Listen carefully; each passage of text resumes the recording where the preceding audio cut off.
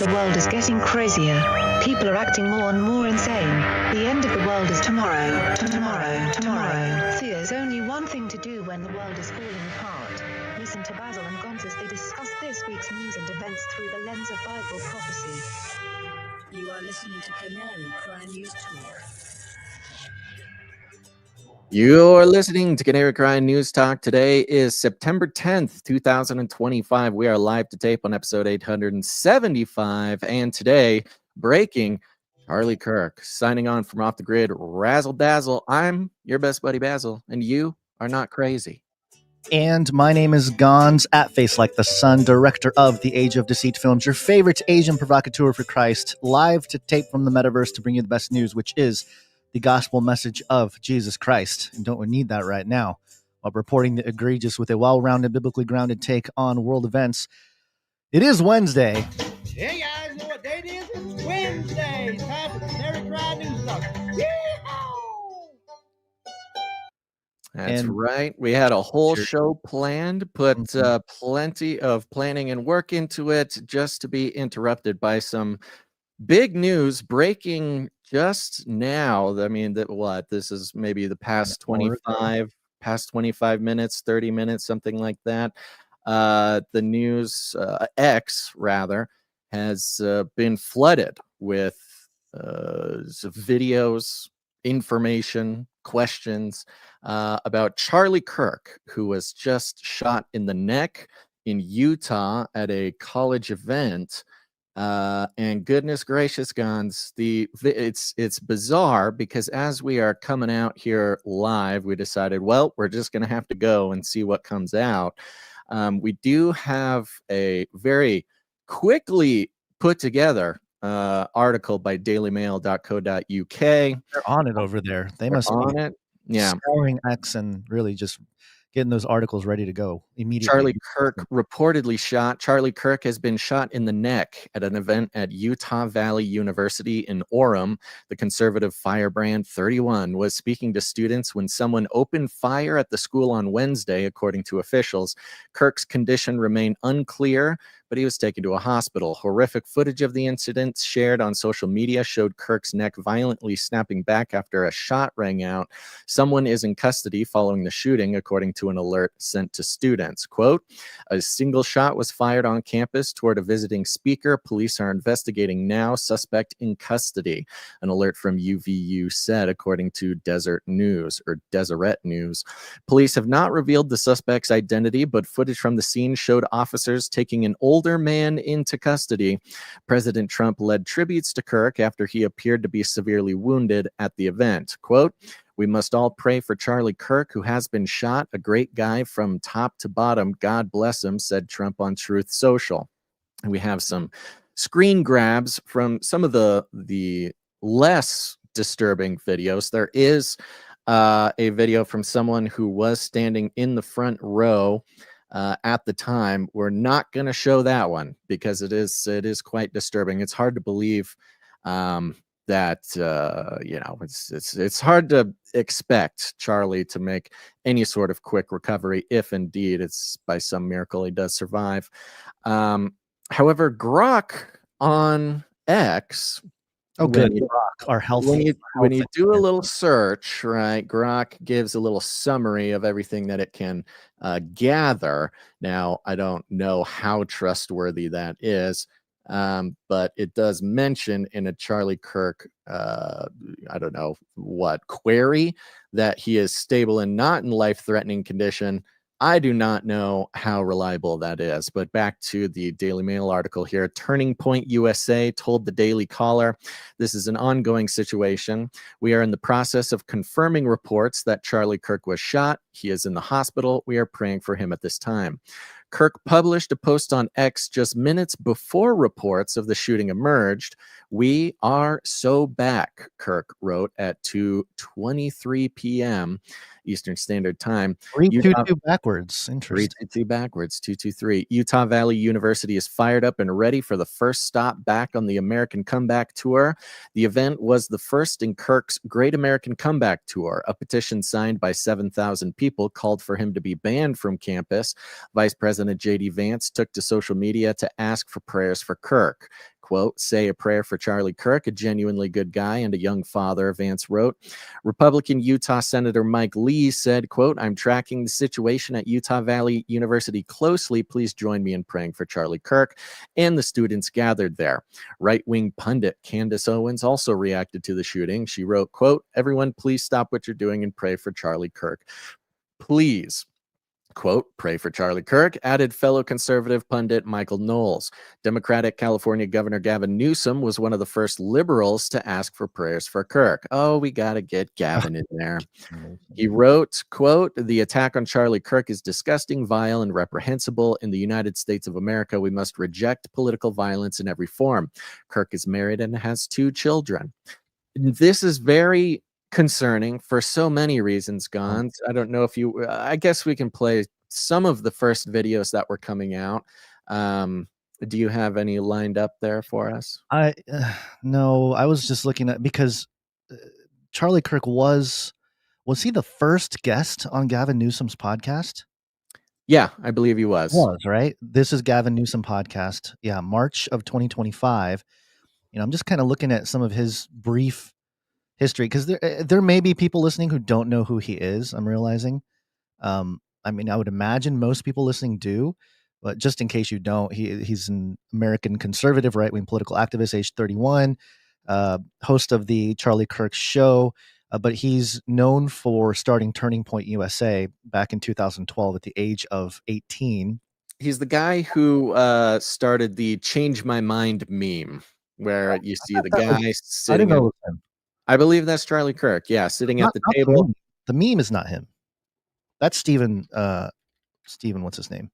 Okay. Well, okay. There you go. Well, it's a similar one. Charlie Kirk is, he does a lot of the campus stuff. There's a lot of clips of him on YouTube and TikTok. Kind of, I don't know, slamming liberals and stuff like that. So he's right. Conservative right wing.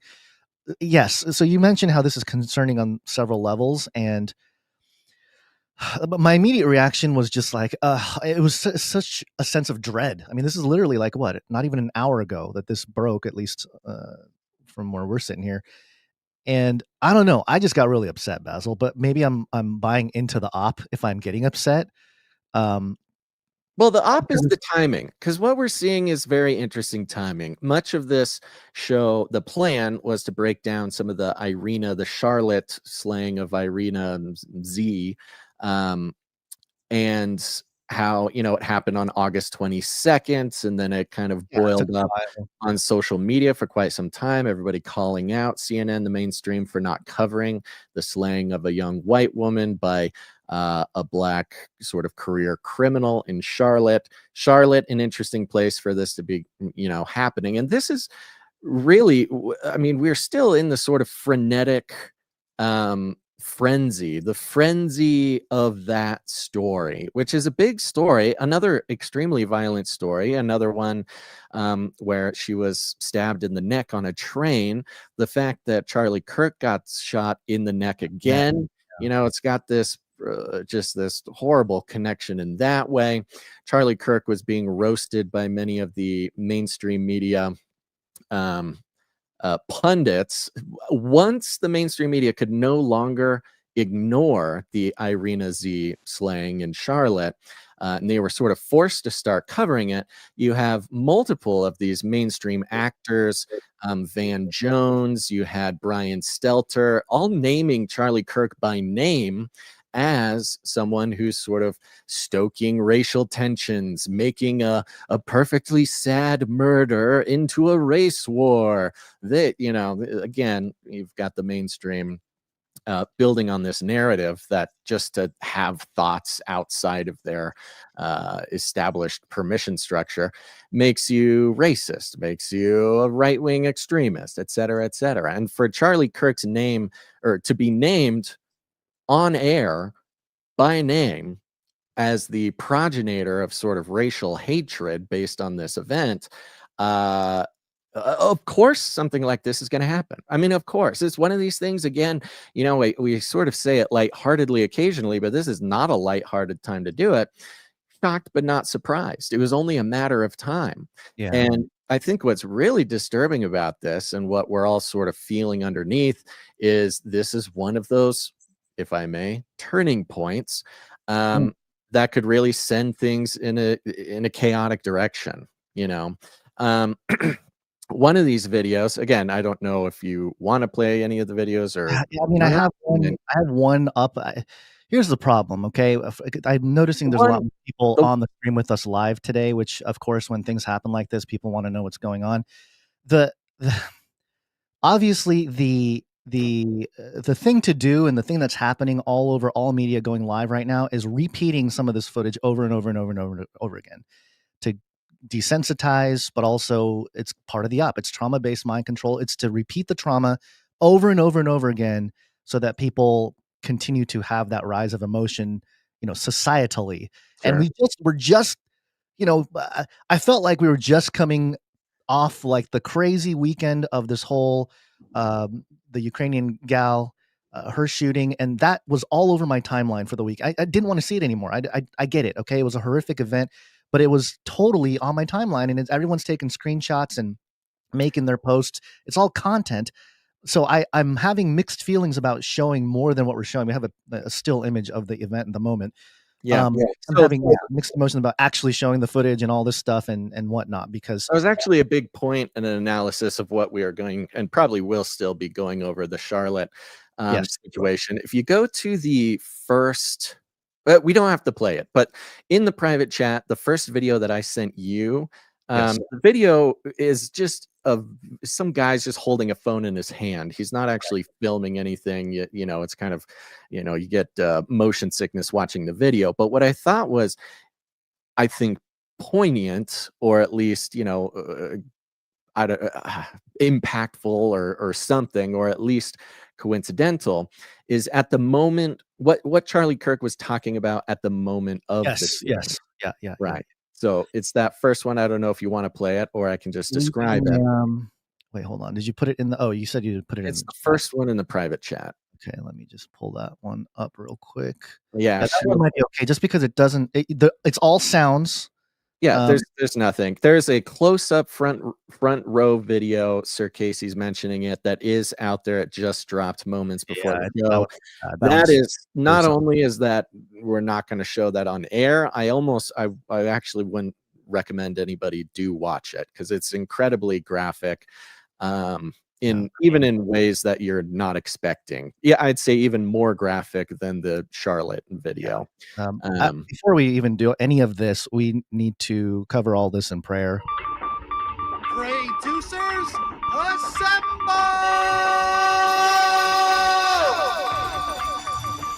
Yeah, and then of course, family, all the people there. I mean, this is just, and everybody. I mean, the nation, the state of state of the West relations, the Western state of the West, everything. It really feels like everything is sort of balancing on a hinge here. Sir Casey, the Shield Knight, says that the video that we're not going to show here is in the CCN Discord, and it's horrible. So if anybody needs to chase it down, you can go to the Discord.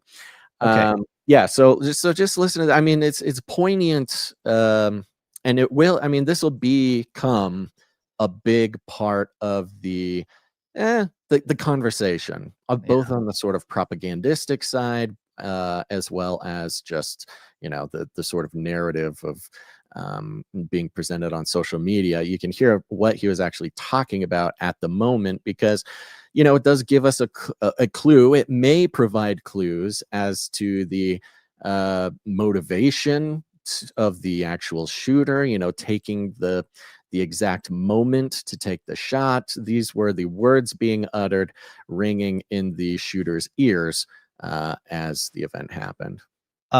Just to also set it up, there's two voices you're going to hear on the microphone here. There's a quieter voice. I believe that's the person asking the question. Mm-hmm. And then you hear Charlie's voice. It's a little bit louder. Prove Me Wrong is the name of his thing, Basil. I think Change My Mind and Prove Me Wrong are two different things. But okay. You had the right idea. And then there is just a warning for, little children listening out there. There is a couple curse words when people start realizing what happened. And I think, it's appropriate in those moments. But just a heads up for earmuffs for anybody who has little ones. Here's the clip.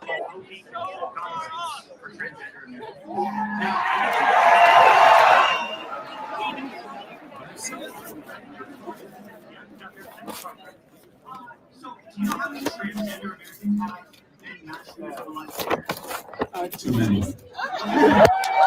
So, do you know how many mass shootings there were last year? He said too many.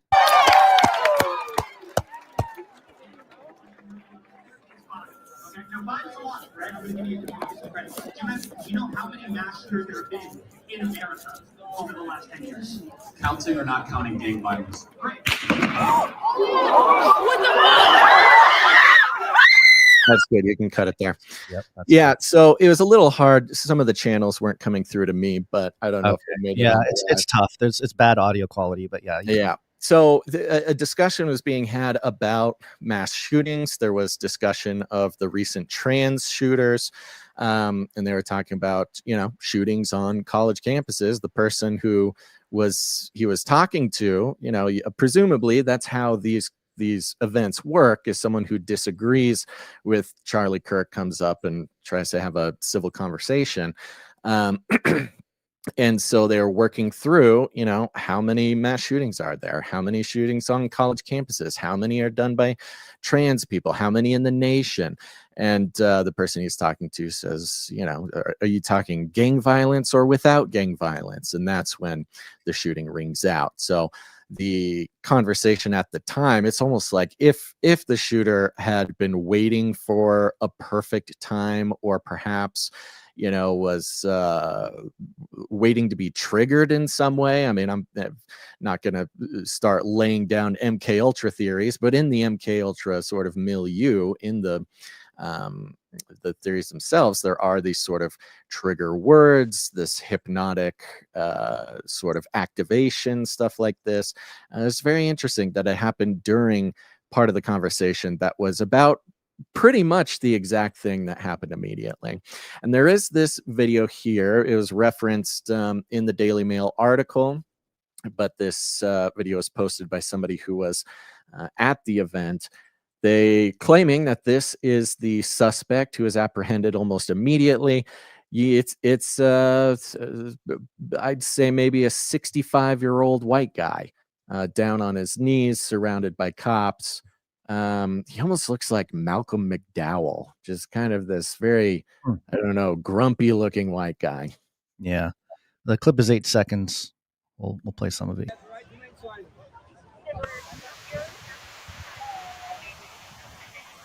There's not a lot other than the footage. And here he's getting his Miranda rights read to him. Yeah. You have the right to remain silent, things like that.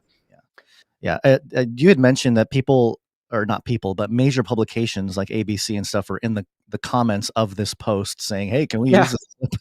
Right. So in this video, on the actual X post of this video, you start scrolling down and you start seeing ABC reporters or producers. I believe there were CBS producers, and they were coming in saying, hey, do you own this video? Can we use this video? Just reply yes.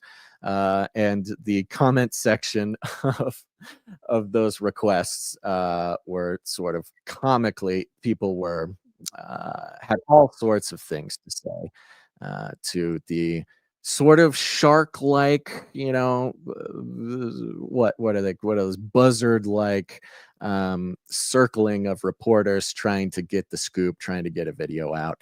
And the fact they were just kind of doing it in the comments section was just a little bizarre, I guess. But I guess I don't know how else you would do it if you're trying to get somebody's attention.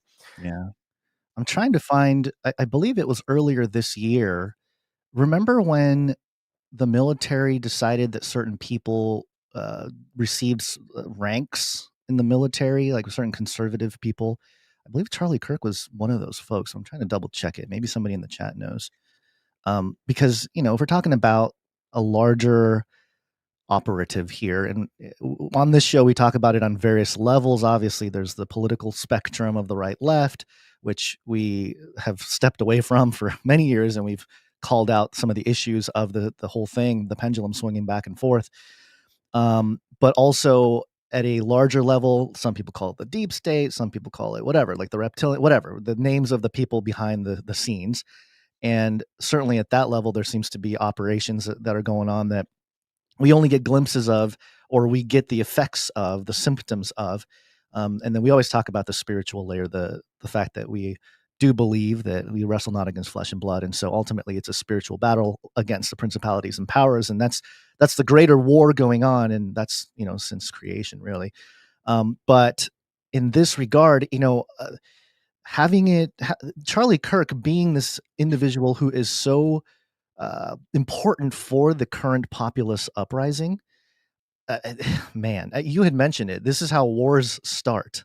Yeah, I don't even know if I'd call it a populist uprising. This is like established, normal sort of conservatism now. Yeah, the youth of conservatism, maybe. But yeah, they made a South Park episode. That's what I'm saying. That's what I was trying to. Yeah, he is straight up in a South Park episode, and you wonder not only Van Jones, Brian Stelter, just the constant stream of this mainstream narrative brainwashing, the danger to democracy, the this, the that, which includes many just straight up lies about people. And it's not just Charlie Kirk, but we're talking about Charlie Kirk here. The mainstream, not even just the mainstream legacy news outlets, but also entertainment properties like South Park, etc., who have no problem whatsoever scapegoating individual human beings, like individual people, and not even politicians, not the president, not the blah blah blah blah blah, but setting up, creating the narrative, creating the image in people's minds, and generating this sort of consensus reality that there are individuals, YouTubers, podcasters, who are so dangerous, so awful, etc., that the worst possible thing happening to them is not the worst possible thing. And what do you expect to happen? I mean, I find this as potentially triggering as even the Trump assassination attempts. This similar in vein for sure. Yeah. You can feel things teetering. I mean, God bless. I am praying that Charlie Kirk pulls through from this. I know. It's gonna be, we were talking earlier, it's gonna be chaotic no matter what. Whether he lives or he dies, this is gonna be absolutely chaotic, and has stepped up, the situation to sort of the next level. My brain went to places just now that I really don't want to go to, which is I can't help myself with my conspiratorial mindset and stuff, like whatever, not conspiratorial necessarily, but just, thinking about if Charlie survives and, he needs help technologically to be able to continue his podcast or do things, what kinds of technologies might he be open to using, Just real quick, Air Force Academy Board of Visitors in March 2025, President Trump appointed Kirk to the United States Air Force Academy Board of Visitors. So that's what I think I was remembering. So I don't know if it's a big deal or not, but he was moving up the ranks fairly quickly, and being treated by both sides, as far as the political spectrum goes. I'm going to try to share. Let's see if I can do it. This video here. Let me go like this. Let me pull it up nice and big. Here's the thing. This was from don't worry, it's not of the shooting or anything. Okay. But this Sir Casey the Shield Knight just posted in the chat here. MSNBC just said on air, quote, "We don't know if this may have been a supporter shooting their gun off in celebration." So, that's the kind of state of things here. I have the clip, which somebody claims is where they say, I want to pull it up here if you don't mind. Yeah, no, pull it up. And we got to take your screen down. Got to put my screen up. Hopefully, let me know if you get audio from this or not. Hopefully, I'll just send you the link if you don't get it. We're showing, by the way, our affiliate in Utah, and the aftermath of the shooting. You could see people running pretty quickly, as you would imagine they would do. At gunshots. The FBI director, Kash Patel, has weighed in on this. He just tweeted the following: "We're closely monitoring reports of the tragic shooting involving Charlie Kirk at Utah Valley University. Our thoughts are with Charlie, his loved ones, and everyone affected. Agents will be on the scene quickly, and the FBI stands in full support of the ongoing response and the investigation." Charlie Kirk is a divisive figure, polarizing, lightning rod, whatever term you want to use. Why? Well, he one of MAGA's most prominent voices online. He hosts a near daily podcast. He opines on almost everything. He's been very closely aligned with the president since his initial run for office in 2015, 2016. And his ties to Trump really elevated his own brand. He was really quite young as an activist when the president launched his initial campaign. And he has kind of ridden along with MAGA since 2016 and built up a massive, massive brand of his own. His group has brought in tons and tons of money. In which a shooting like this happens. Yeah, and again, I emphasize what you just emphasized. We don't know any of the full details of this. That we don't know if this was a supporter shooting their gun off in celebration, or if we have no idea. Okay, all right. So, Oh my gosh. so the claim was in context to trying to slam Republican conservatives. Wow. Right. Yeah. No, it's just a supporter. You know, he is Republican. They are on a college campus. You get right wingers. You get right wingers on a college campus. They're gonna shoot their guns in celebration. It reflects this absolutely insane image of just your normal conservative or your normal Republican, as if any person who owns a gun is a responsible gun owner, especially a conservative, because they take a lot of pride in being responsible and proficient and competent and legal with their firearms. The idea that they would just be shooting a gun off on a college campus, completely heinous. I mean, totally ludicrous. We waste too much display of just how little they actually care about what's going on. And, who knows? I don't know when that exact thing was said on air, but it was only about 20 minutes after the thing dropped that there was video of the actual suspect. So, I guess they're saying, oh, we don't know what this, he's a white guy. He's an old white man. So he must be a conservative with a gun. Conservative. He's just celebrating with Charlie because he's a white guy. It's just madness. That is great. I feel this way. Maybe it's because we've been doing this for a long time. And, sometimes I feel like we're jaded on stuff, but giving breath even to respond to those types of takes on mainstream media. I think if we just all stop and ignore them, totally stop doing it, or they would go away, or do change their tactics or something. Because we freak out over stuff like that. They dance that type of it's the dance between the alt world and the mainstream, where the mainstream says something inflammatory, the alt takes it and calls them out on it, and there's a nice symbiosis there between the fact that it was MSNBC too is just too perfect. MSNBC, who's having to rebrand to Ms. Now because they're just so sorely lacking in not just any viewership but just respect. It's just it's almost, they're probably thinking, nobody's actually watching, nobody's actually listening, we can just kind of say whatever crazy thing we want. And I will say this, I was a little relieved to see in sort of a general browse through of the trending topic of Charlie Kirk, especially at first, there was not a whole lot of sort of horrible trolls or leftist celebration or anything like that. But when they did start popping up, they were very much in relation to the Irina killing in Charlotte. The one we'll go a little bit. They've been nice and primed from all that over the last. It was all about how Charlie's a racist, so he gets what he gets. It's all about, and again, they're not thinking, oh, Charlie's a racist because they think that and they've always think that, and they're thinking about Charlie Kirk all the time, and they've, sat down and thought and investigated Charlie's work and what exactly might be going on. No, it's because the past 2 days, CNN, MSNBC, they have been talking about Charlie Kirk, specifically naming him on air, saying that he is the one racializing this horrible event in Charlotte. So Charlie Kirk at the top of every Democrat and liberal's mind, we'll say at the top of a lot of people's minds, but man, you just look at this guy and you're like, oh, that's an MSNBC viewer for sure. I mean, their average viewer is 68 years old. This guy is just right there. He's perfect. He's in the milieu. Demo of all the mainstream mind-numbing, mind control stuff that they've been handing out for. Okay, we're seeing some mentions in the chat about Charlie's status. Let me see if we can.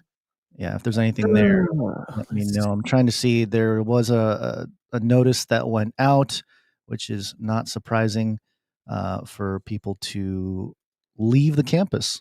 The 40,000 plus student body to leave the Utah Valley University campus. So that makes sense there. Although not seeing any new status updates from anywhere. Where's the Utah data center? That's a good How question. close is that to this university, to Orem? I do not know. Probably could look it up here. I can. It's the Utah data center is in. Where's this? Their logo, the Utah data center's logo, is a giant eyeball. That's the Earth. So, and global surveillance. Wonderful. Let's see. They're in. Let's take a look at this real quick. Here's another MS. I can't believe. Look, we probably, like you said, shouldn't be playing MSNBC clips because that's just what they want. But let's give this a try. Because as we were just talking about a moment ago with Alan, after one of the Doge employees was allegedly attacked in Washington, D.C., that's what Donald Trump used as a justification to send in federal troops into Washington, D.C. to get things under control. The carjacking situation, he used that. And I know it's hard to predict the future, Mark, but you can imagine the administration using this as a justification for something. Oh, I must admit I'm at a loss to guess as to what happens next. But KIRK, because you think, yeah, okay, so MSNBC coming in, getting in on the Hegelian dialectic talk here. Oh yes, Charlie Kirk shot. You know, the worst part is, what will Trump use this to justify? Oh, okay, MSNBC. The Utah data center is 20 minutes away. Yeah, that makes sense. University. Yeah. Get me out of this. Okay. All right. Well, I saw some claims in the chat there. If anybody is seeing any updates that we can actually kind of count on, you can, I guess you can send us links. Don't send them in the chat because they whiz by, and I don't actually think you're allowed to put links in the chat. But if you want to email them to canarycryradio@gmail.com, that's a good way to do it. Canarycryradio@gmail.com. Make sure to send a link with claims if there are any claims about the status. But we're going to keep browsing through here. Make sure, for those who don't know about the Utah data center, you probably should update people, because it was 14 years ago we first reported on the Utah data center. Yeah. The Utah data center being a massive surveillance data hub for the U.S. and beyond. Back in the early days, back when we told people that Facebook was spying on them, and they called us conspiracy theorists. They call us crazy. Yeah. So this is how Wikipedia puts it. It's the Utah Data Center, the UDC, also known as the Intelligence Community Comprehensive National Cybersecurity Initiative Data Center, is a data storage facility for the U.S. intelligence community, designed to store data estimated to be on the order of exabytes or larger. Oh, this is where all of us are sentient simulations of you and I are running around, in some of these servers. And of course, origins pre-2013, 2013 present, part of global surveillance, right there on Wikipedia, with, again, the swoosh and the Earth as an eyeball. So it was kind of the first major, harbinger of the digital prison to come, was when they were putting up this Utah data center.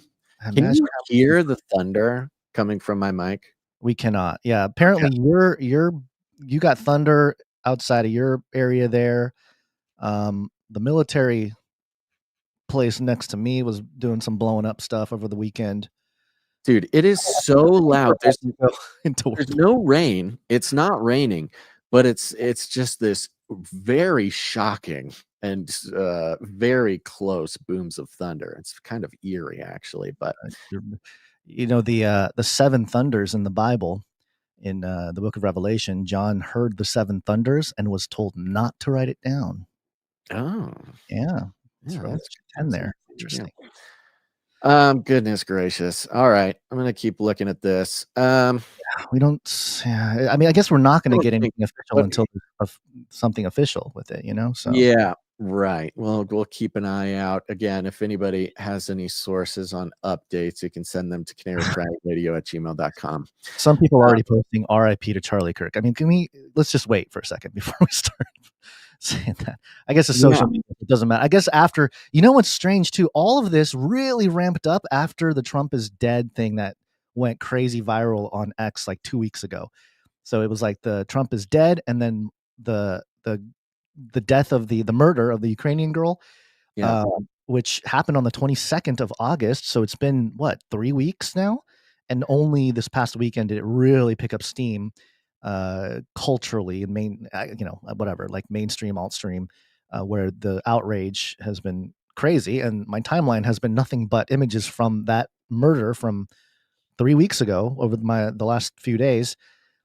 So, you know, and this happening now is something they are definitely ramping up something in the United States here. And we kind of know. Yeah, it's reaching some sort of, you can see it systematically. Again, this is kind of part of the skill and the practice of this. I'm sorry, continue. I'm checking something right now. Yeah, please check something. Yeah, this is part of the practice. This is not what they want, and what they're very good at is having us focused in and locked in the thing of the moment, the murder of the moment, the the sort of emotional trigger of the moment.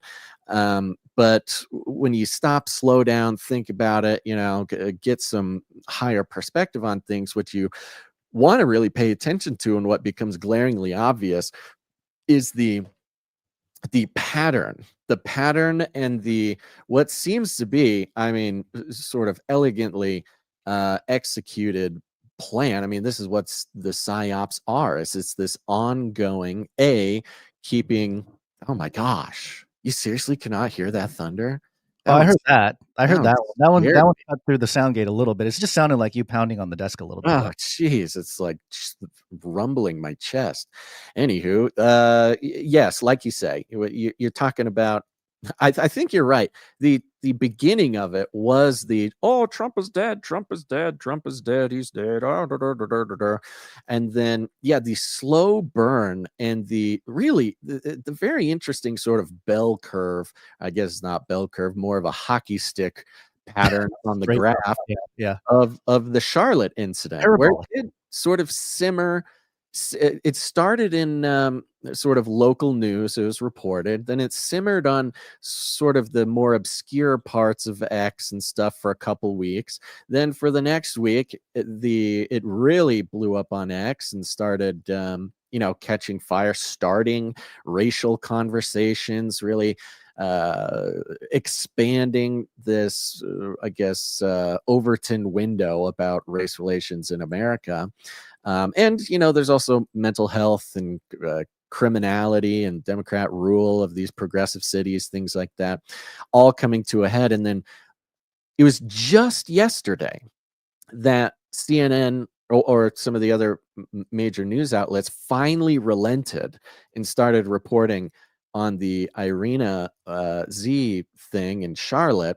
And the day after, here we are. Coming to a head after, again, like we said, Charlie Kirk's name being named by name on national news by these brainwashing machines like MSNBC, and this is what we get. Did Van Jones mention Charlie Kirk's name? Because Van Jones, was he the one that actually mentioned Charlie Kirk by name? I believe so. Yeah. Let's go find that clip. But before we do, this is also breaking just now. CNN is reporting it. At least 3 people shot at Denver area high school. So there's another shooting today. 3 people shot at Denver high school. And there's not a whole lot of information. It's a 3-sentence article. Or 4 sentences. This is the thing to also remember, is that in the broad scheme of things, something like the Charlie Kirk shooting is such a magnet for media attention that literally anything else could be going on in the country right now, and we wouldn't hear about it for like a couple days. Yeah. That's wild. Okay, I'm trying to find this Van Jones clip here. Yeah, so here I have this. I have it in the show notes. I forget. No, It's all messed up today because of. I can play it from here. Okay. This is the one I keep seeing getting posted. Okay. Let me make sure that I'm sharing the correct window. Oh yeah, good stuff. All of our technical abilities here on the show. Well, you know, it's kind of fun. It's been a while since I've been able to actually share screen, but I also didn't have everything lined up. Here we go. Let's go like this. Let's go like this. This is great. On the screen. Boop. There he is. We don't know why that man did what he did. And for Talking about the Charlotte stabbing. Charlie Kirk to say, we know he did it because she's white, when there's no evidence of that, it's just pure race mongering, hate mongering. Then they show some of the clips of that murder. With they show the so this was the audio, right? This is the where he says he got the white girl or whatever. Yeah. Okay. So I might save that for a little bit later. So yeah, you know, it's been a couple days, and we also have a clip of I don't know if we want to play it now. It's all in the context of maybe we should get into a little bit of the Charlotte thing, because that's, I mean, it's all connected. You know, we have these clips in different parts of the story of the Charlotte thing, and it leads right into not only Charlie Kirk, but, you know, Nick Fuentes, who's, you know, has his own big thing going on right now. Yeah, it's fine. Should we get into that? Keep an eye out for yeah, you want to ignite the race war? Let's do it. The race war. I've warned you and warned you and warned you. Yeah, we got jingles for everything. Ignite the race war. Okay. Oh, geez. You know what's hilarious? It looks like CNN 404'd. Or the link is broken and wrong. No, I'm looking at it. Here, I'm going to go like this. You're going to archive.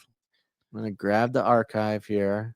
Yeah, no, the link is right. I'm looking at the link. Okay, I'm looking at the link too. Yeah. Okay. So CNN pulled down one of their articles. Took it down. They finally reported on the event, and then they took it down after the Charlie Kirk thing. That might be the point.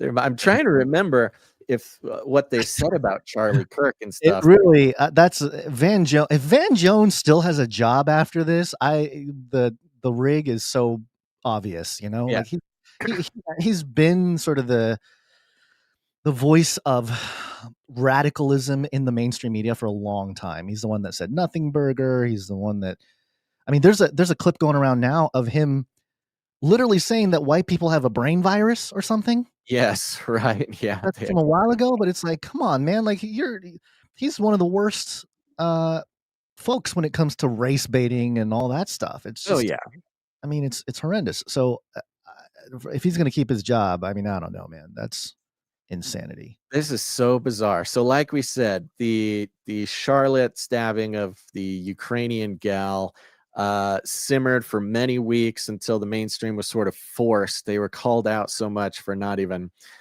mentioning it that they finally started having their pundits, their talking heads mention it. Then they finally write an article this morning. They post this article, and then Charlie Kirk happens and they take it down. Well, as soon as the buzz was that, oh, the mainstream isn't covering it, I thought, like something is up, because as soon as you notice this, right, Basil, like the alt media, the whatever X, all these different platforms, when they start echoing, oh my god, sounding like an echo chamber. Oh, I heard that one. Wow. All right, good. Hopefully you don't get struck by lightning. No, or maybe it'll hypercharge the window. Make sure the emus are still in their pen or something. Oh yeah, you got to make sure the emus live, because that would be very sad. It would be extra sad day if something happened. They get spooked. This is hold on, I'm trying to do two things at once. What was I saying? Oh yeah, once everybody started to echo chamber this idea that the mainstream isn't covering it, my spidey sense went off. I was like, this is a sign something more is going to go on here. There's some kind of op here, because if the story dies, it dies, right?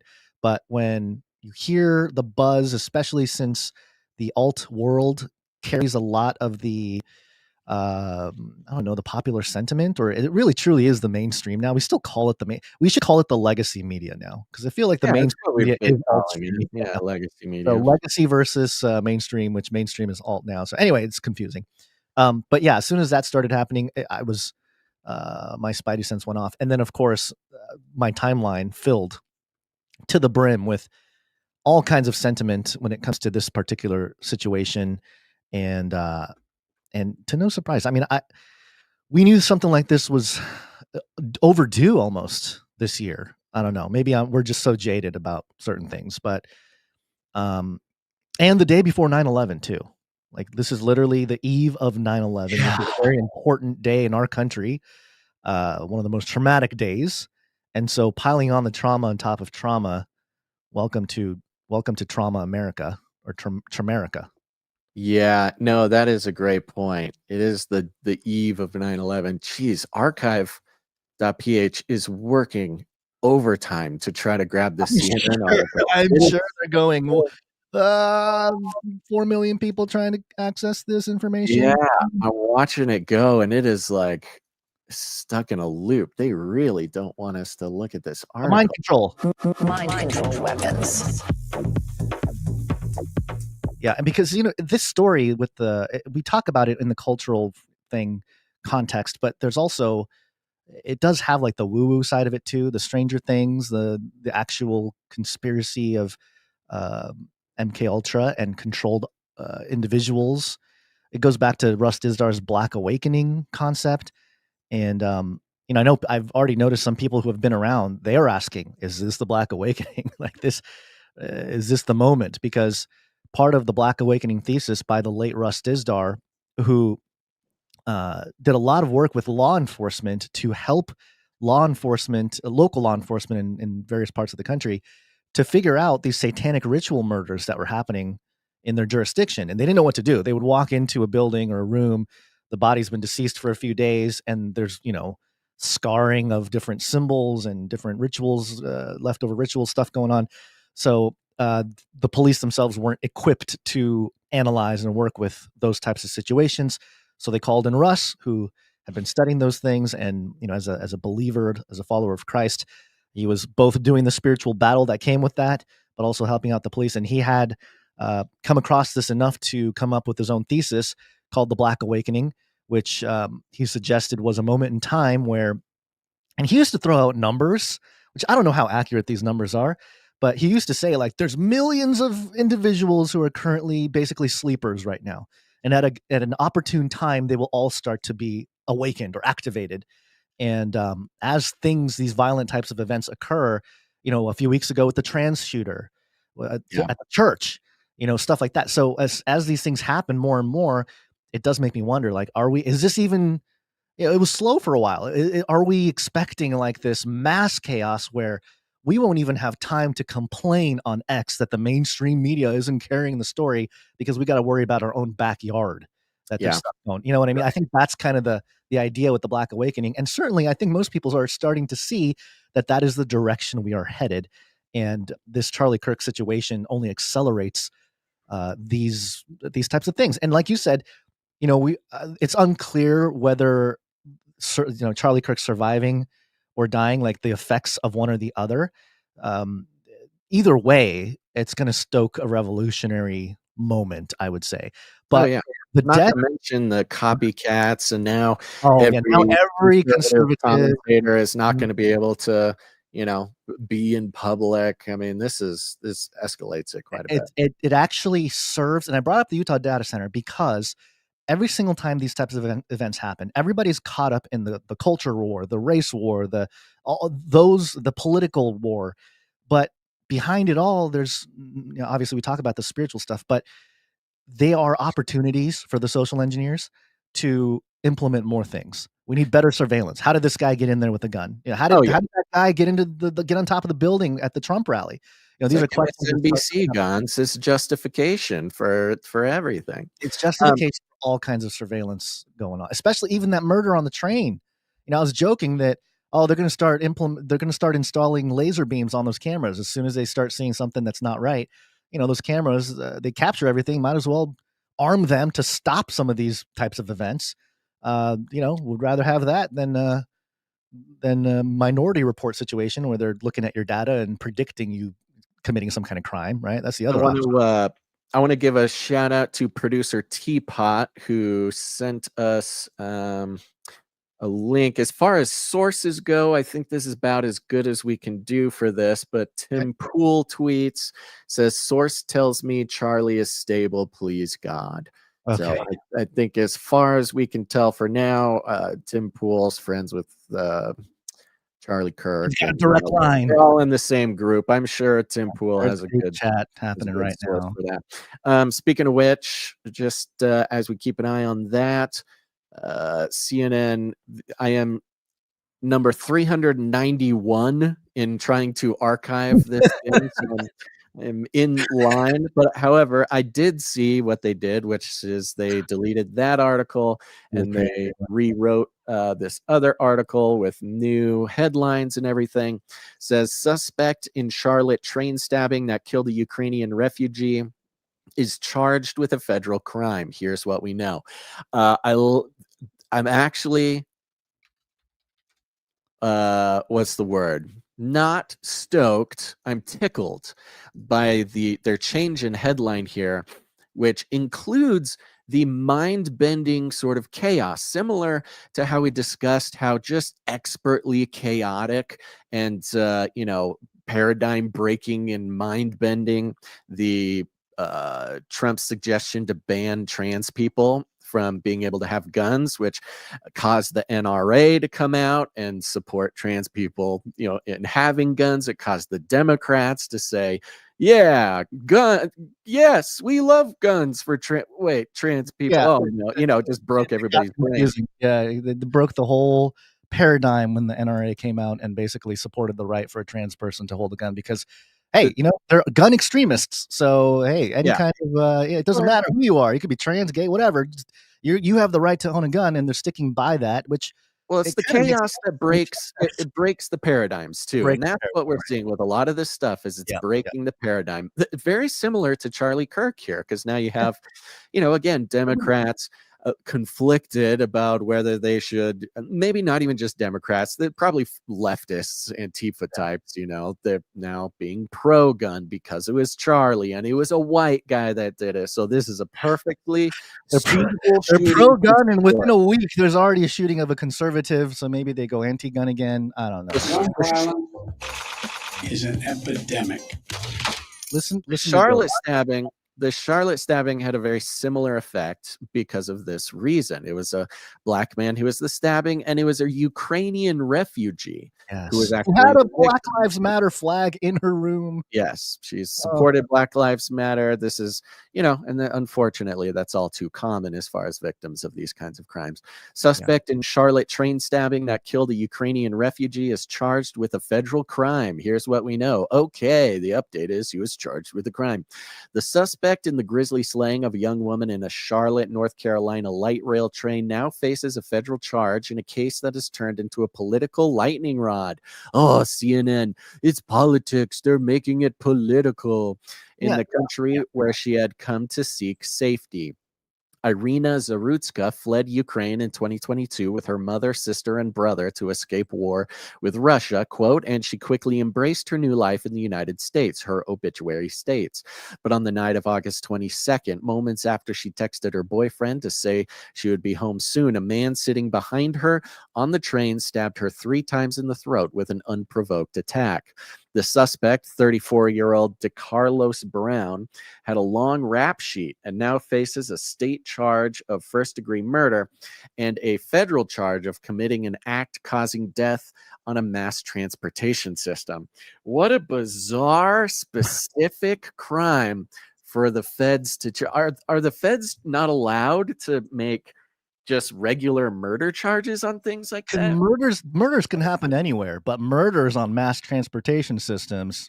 It's so specific. There were some, actually, they had some very interesting quotes in the last article. We'll see if they put it in this, coming from the transportation secretary and how he was being called to do something specifically because it happened on a train. The federal charge comes with the possibility of the death penalty, a punishment President Donald Trump said he supports in this case. Prosecutors were still investigating. The U.S. Attorney for Western District of North Carolina, Russ Ferguson, said Tuesday Democratic and Republican leaders have traded barbs over whom or what is to blame in this case and for violence nationwide. That is not true. Okay, let's continue. It is not true that they are trading barbs over what's to blame in this case. It's a guy who did a crime. He's to blame.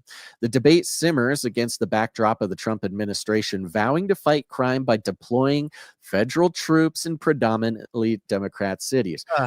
So they're also making the case they're going to use this to take away our freedoms. Here's what we know about the case polarizing opinion across the country. What a sick way to put it.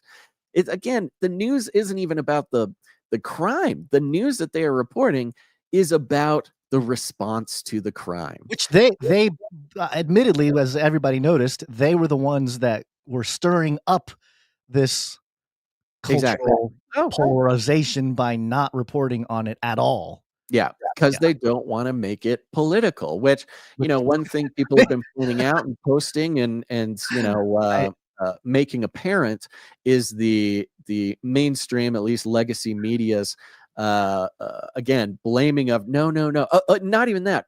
They've been pointing out cases in municipal cases and state cases and all sorts of cases where they don't want to report either the details of the crime or release the videos of the crime or release mugshots or anything like that, keeping it secret because they don't want to cause racism, which right there is kind of already a that's what I was going to say. Way to think about it. I could picture the producers of CNN being kind of stuck between a rock and a hard place because they're going, well, if we report on this, then we're going to politicize it.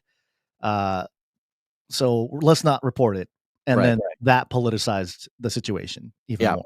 And then, but when they do report on it, they can't help themselves. They actually, they don't know how to do normal, now listen to this. Now, of course, the news is not the news. The news is the way the effect of the news. While the attack occurred last month, the case reached a national audience last week with the release of surveillance video showing the killing.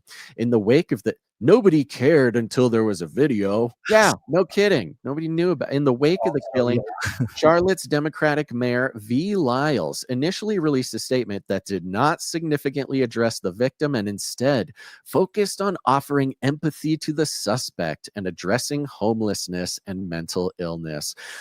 It's funny. They added this part because in the last one, CNN did half of the article was about mental illness. He's like, he's mentally ill. They wanted him to go, but he wouldn't. Anyways, a follow-up statement notably thanked the media outlets for not sharing the video of the stabbing. There you go. But under mounting criticism and after the video's released by transit officials, the mayor this week released another statement that blamed the attack on, quote, a tragic failure by the courts and magistrates and announced increased security in the transit system.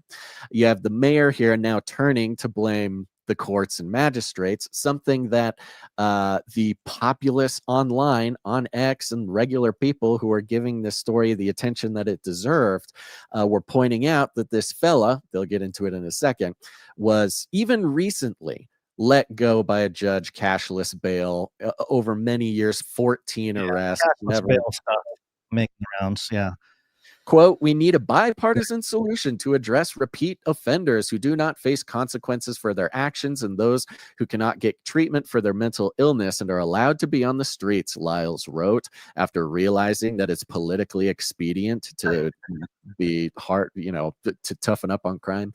On Wednesday morning, North Carolina Republicans, including from its 12th congressional district, spoke at a light rail station. Yeah, blah, blah. Okay, we don't care about the politicization here. That, man, they really filled this article with just a bunch of trash. Again, not surprising. Yeah, trash. Here we go. Suspect said victim was reading my mind, his sister says. For years, loved ones struggled to find the defendant in the case, the care he needed, family members said. Oh, you mean the guy who stabbed a random Ukrainian refugee in the neck for no reason? Oh, you struggled to find him care, you say. Brown had been diagnosed with schizophrenia and suffered hallucinations and paranoia, his sister Tracy Brown said. Oh, well, that's fine. Let him go then. Just let him back out on the streets. No cash bail or no bail. She said her brother told her multiple times the government had implanted a chip in him. And this is where some very interesting story arcs begin, Gons. Quote, I knew he was battling something, but I wanted to know what it was, she said. He told her it was a microchip that the government implanted in him. Just believe the guy. Come on. Brown was sometimes aggressive and attacked his sister in 2022. Tracy Brown told CNN. Though her brother was arrested that night, she decided to drop the charges out of concern for his mental health issues. Again, what is this thing where you're concerned about somebody's mental health issues, so you drop charges and just let them go? It's great. But it wasn't Brown's only run-in with the law. He has several convictions on his record, including for armed robbery, felony larceny, breaking and entering. Brown spent more than 5 years behind bars for robbery with a dangerous weapon, state records show. After he was released in 2020, he, quote, didn't seem like himself. Again, the microchip, and struggled to hold conversations and jobs, his sister told CNN. Their mother had tried. I'm wondering the timing of it too, because obviously 2020 was lockdown year. Yeah, no, he was released into the lockdown. Yes. He was obviously released to another.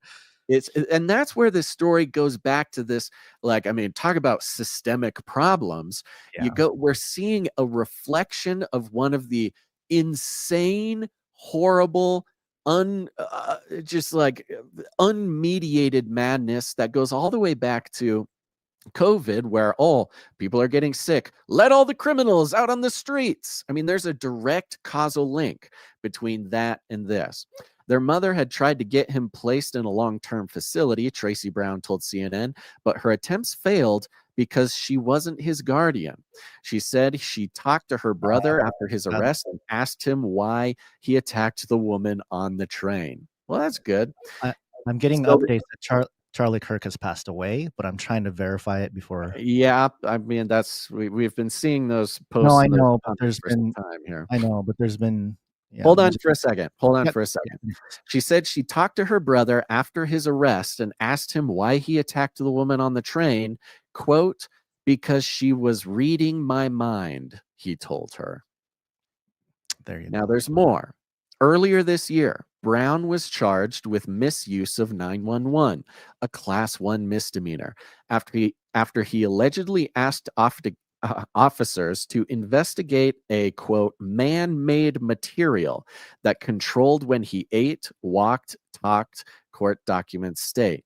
Officers told Brown the issue was a medical issue and there was nothing more they could do. Brown became upset and called 911, the records state. We actually have that document we could pull up if we wanted.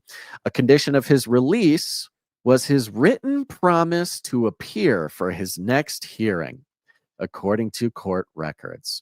The White House said his release left him, quote, free to slaughter an innocent woman just moments later.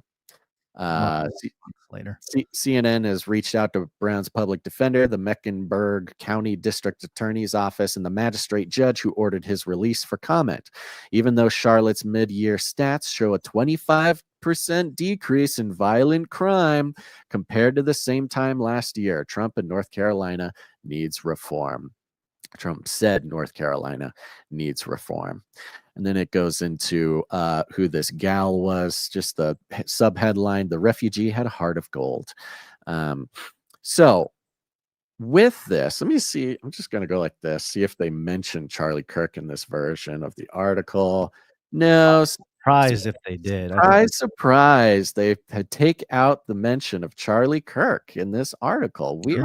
That's what they were doing. Good timing. CNN. Let Van Jones be the one to take all the heat. CNN as an organization cannot necessarily withstand that. Well, and that's a great point. If you want to play this Brian Stelter clip, yes. This was yesterday. Yep. Let me pull it up here. Let's see. Hopefully the audio works. Yeah, again, in all these clips, it's putting them in a new light considering the events with Charlie Kirk today. Give me 1 second. I had to redo it because I think I lost audio on it. But here we go. I can pull it up if we need. Oh, I got it. Boom, boom. Here we go.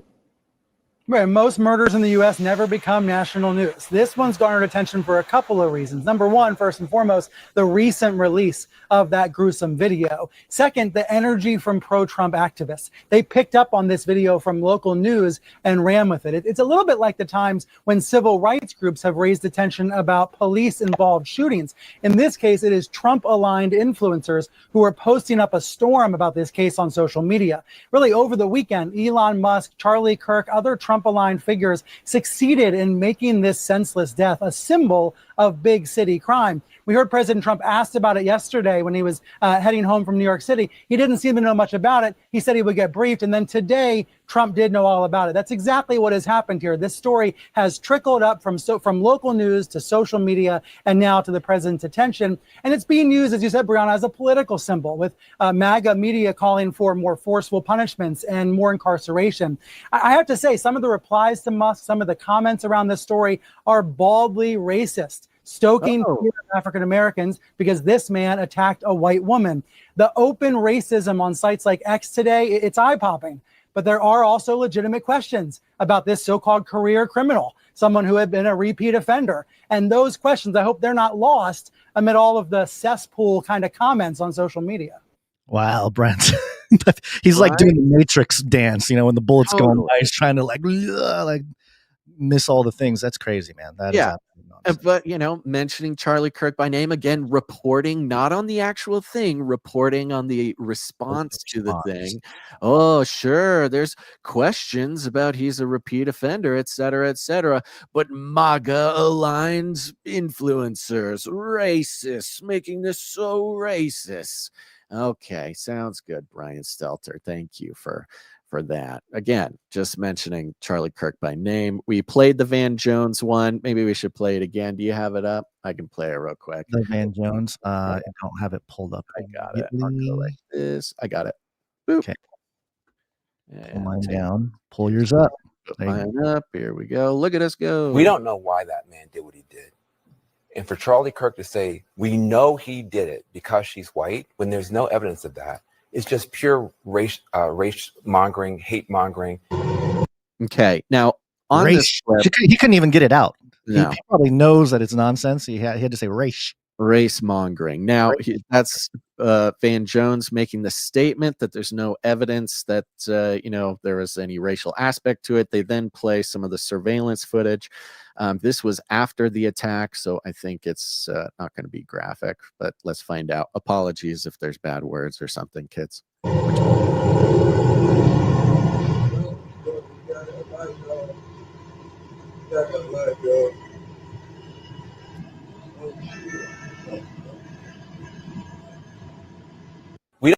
Walks away slowly through the train saying, I got that white girl. I got that white girl. So perhaps some evidence that there were some racial things involved. Brian Stelter, the genius over there at CNN, who somehow got his job back. How did Brian Stelter get his job back and Chris Shilzilla didn't? Okay, we need to start a campaign to give Chris his job back because I miss him. There was we didn't bring it to the show, but on Monday there was actually a write-up. I think it was a Forbes write-up on Chris Cillizza on just how he conquered the independent media space after getting fired from CNN. Yes, he's an inspiration, Gons. He's an inspiration. Cillizza, it said he conquered. He didn't say it. Forbes said it. Forbes said that he's the master of the universe when it comes to independent media. Now, shill for sure. Now, this is where the race war stuff comes in, Guns, because, of course, like you said, we've been seeing this build up for quite some time. There were, I mean, I don't know about you, but online, no matter where I go, the amount of sort of blatantly and sort of, obvious racial discussion going on is everywhere. It's really, I mean, you can't, CNN is not wrong. This conversation is out in the open now. People don't feel like they're going to lose their livelihoods or get put in jail or something, at least not here in the United States. But we've seen the resurgence of a couple of figures to levels that we have not seen before. One of Right. them is Andrew Tate. You want to show us the Andrew Tate Yeah. response? Just get some Right. of the So cultural milieu on this. I think what is important to point out is that a lot of these individuals, the Andrew Tates, and I think you're going to talk about Nick Fuentes, they have their message has always been very similar. They haven't changed their message.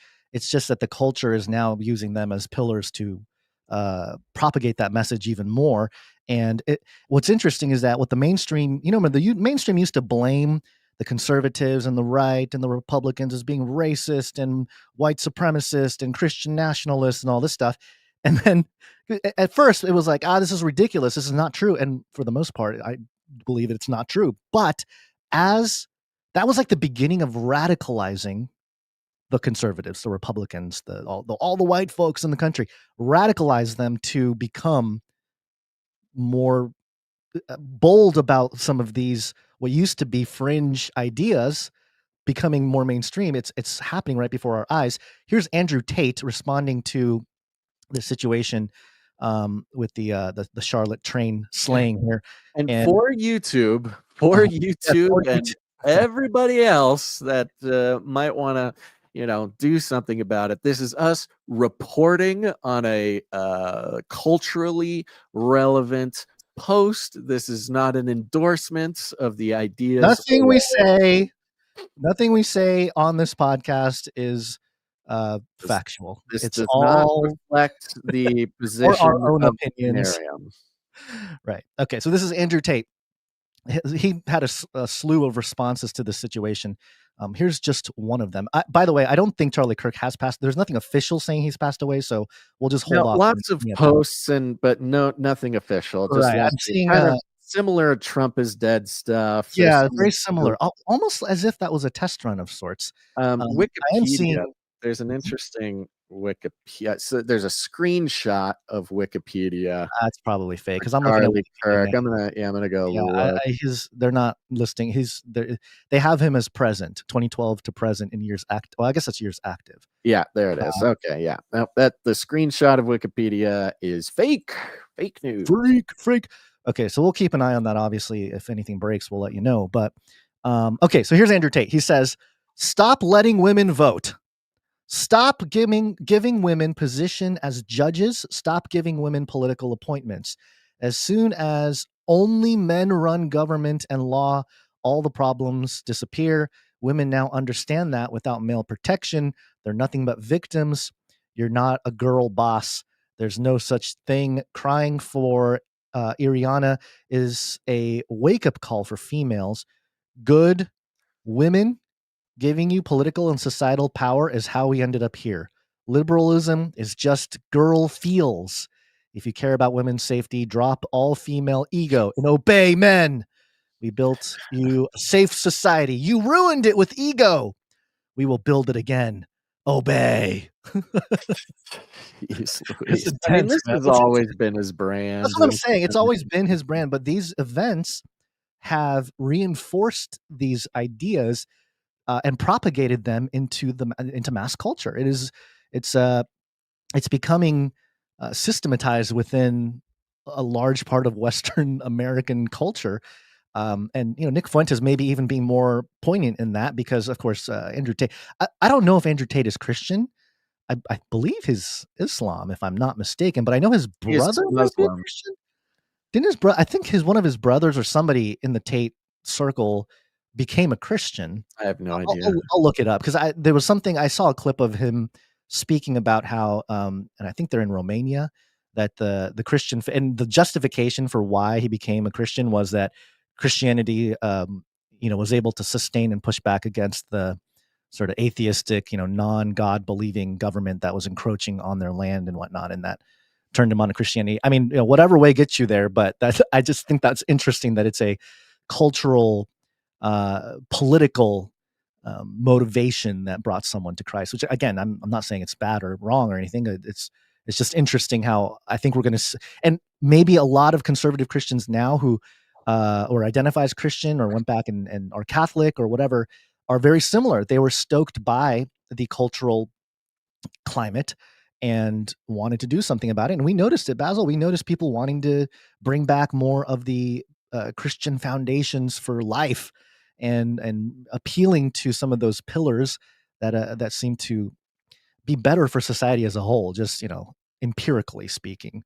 But yeah, so there's Andrew Tate. We can spend more time on Andrew Tate. We won't right now, but he's made some more provocative things that are stated more provocative things along the same lines. Really, this one was about women, but he had a couple about just black people in general. He said, like, I don't trust black people. All black people are it's just like, I can't tell if he's part troll or if he's just. No, he's not. That's the point. Right. The point is these guys are no longer troll. I mean, no part longer a troll. troll. What's part troll mean? We're all part troll. All part I troll, think right. Andrew Tate's comments on women here are an interesting cultural reflection, because it is an important part of the story that it was a black man and it was a white woman. And there's any sort of leftist will go into the historical importance of white women and black men and accusations and horrible things and things like that. But it's also part of the sort of mind-bending construction of the event, of which we keep seeing many of these things. But so, let me do one more real quick, just because it drives home the point. I did redact the word that I don't want to put up there, and I covered up the other one. He said, you think it's okay to stab white girls because, quote, he had mental health problems. Well, I think it's okay to make, slang word, slaves again because I have mental health problems. You mad? Turns out mental health isn't an excuse even you believe in. So, I mean, he's making the point about pushing back against this crazy liberal leftist progressive thing that has really overtaken everything. And he's pointing out the fallacy in logic with that, but he does so in such a provocative way. It just really grabs attention of the whole world, especially being, and I think he even said that, he started using the N-word, and thank you. You're welcome for being the first one to kind of break that taboo kind of thing. So it's all about breaking taboos. Everyone's a chaos magician, Basil. Yeah. Okay. Let me do this. Let me grab the stage here. We had some people send us a few links. Man, the developing story here. So this is coming from DC Drano. DC Drano tweeted, I regret to inform all of you that Charlie Kirk has died. He was assassinated for trying to save American freedom. May God welcome him into his kingdom, and may we all continue the mission Charlie started. So that is from DC Drano, who is not on par with Charlie, but is an incredibly popular sort of conservative guy. He was one of the fellows who, got the Epstein binder when Pam Bondi, so he's in the milieu at least. This is the first. Now, I wouldn't call this Trump actually looks like he did a truth on it. Did he? Okay, pull it up. I got it right looking here. for like a source. Donald J. Trump tweeting it is one thing, let but me check it on Truth Social to make sure, because I don't. Sometimes these screenshots. Somebody sent a Rumble link, which is not very helpful. Can't watch. Okay, well, I got it here. I'm going to take yours down. I'm going to put mine back up here. This is Donald Trump 7 minutes ago. Okay. On Truth Social. The great and even legendary Charlie Kirk is dead. No one understood or had the heart of the youth in the United States of America better than Charlie. He was loved and admired by all, especially me, and now he's no longer with us.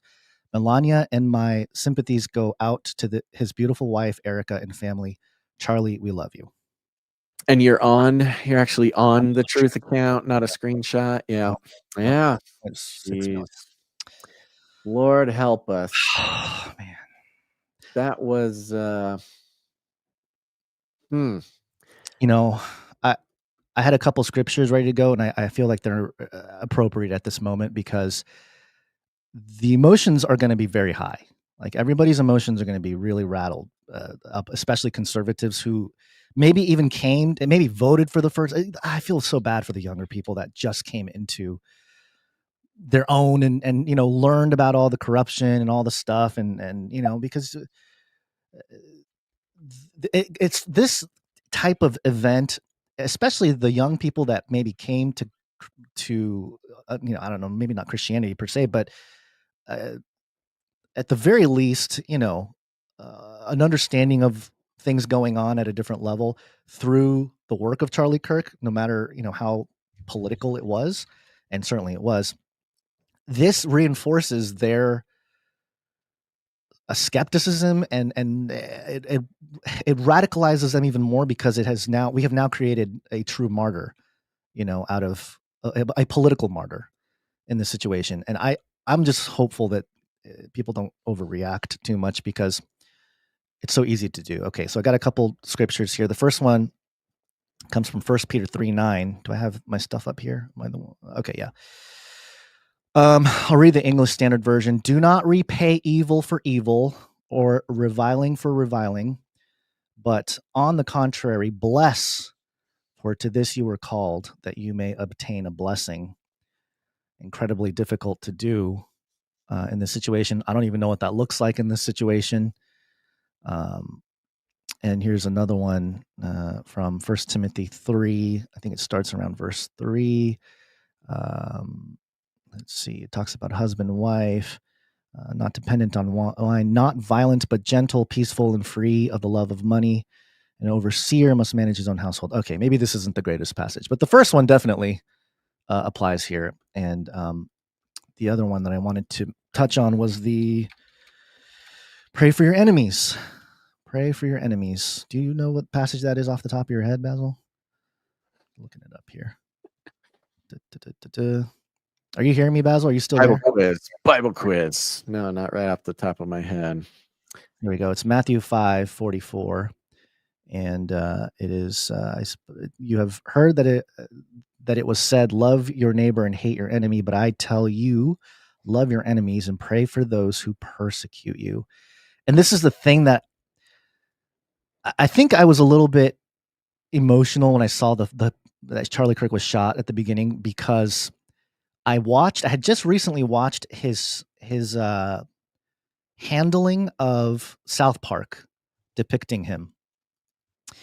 And, he's right on brand. He embraces it, and he was just so sort of, I don't know, cordial, and like wasn't mad. I almost felt he really displayed that, like, oh, this is an honor. And they really accurately got my cadence and all that stuff. And just the way he handled it, because, traditionally when stuff like that happens, you see people get angry, they get mad about it. They cause a scene or whatever, and they'll make a big deal out of it. In the case of Charlie Kirk, he embraced it. He actually changed his profile picture to the South Park depiction of himself. And so, and it just struck me at the time, like, wow, that is, what a great way to handle and show that. That was his thing altogether. I know what you mean. That's what I'm saying. Part of his appeal to a lot of people. Now, I wasn't a Charlie Kirk head necessarily. He's part of the milieu, so you kind of get a lot of Charlie throughout the day. Part of his thing was having civil conversations. That's why he went to the college campuses, and the whole idea was that he would actually talk with people who disagree with him. That's the whole, it's how he started. It's what got him so popular. It's why Gavin Newsom brought Charlie Kirk on for his first episode, because Gavin wanted to give this impression that we just have to talk, everybody. We don't need to be mean and nasty. He was trying to steal Charlie Kirk's brand. We agree on more than we disagree on. We all want the best for the country. Charlie Kirk would really, his entire brand was based on this, and he was very good at it, and he had this ability to be strong, hold his position, but also not resort to ad hominem attacks, not resort to, whatever, calling people names to their face. And not only was it his ability, but is what he was trying to inspire in political discourse. Right. And the fact that he was shot at the in an event, one of these events that he's done so many of these events before, and this focus on, hey, we can disagree as much as any two people could possibly agree, but let's talk it out and figure it out. And there's something powerful and a little scary about not only his assassination,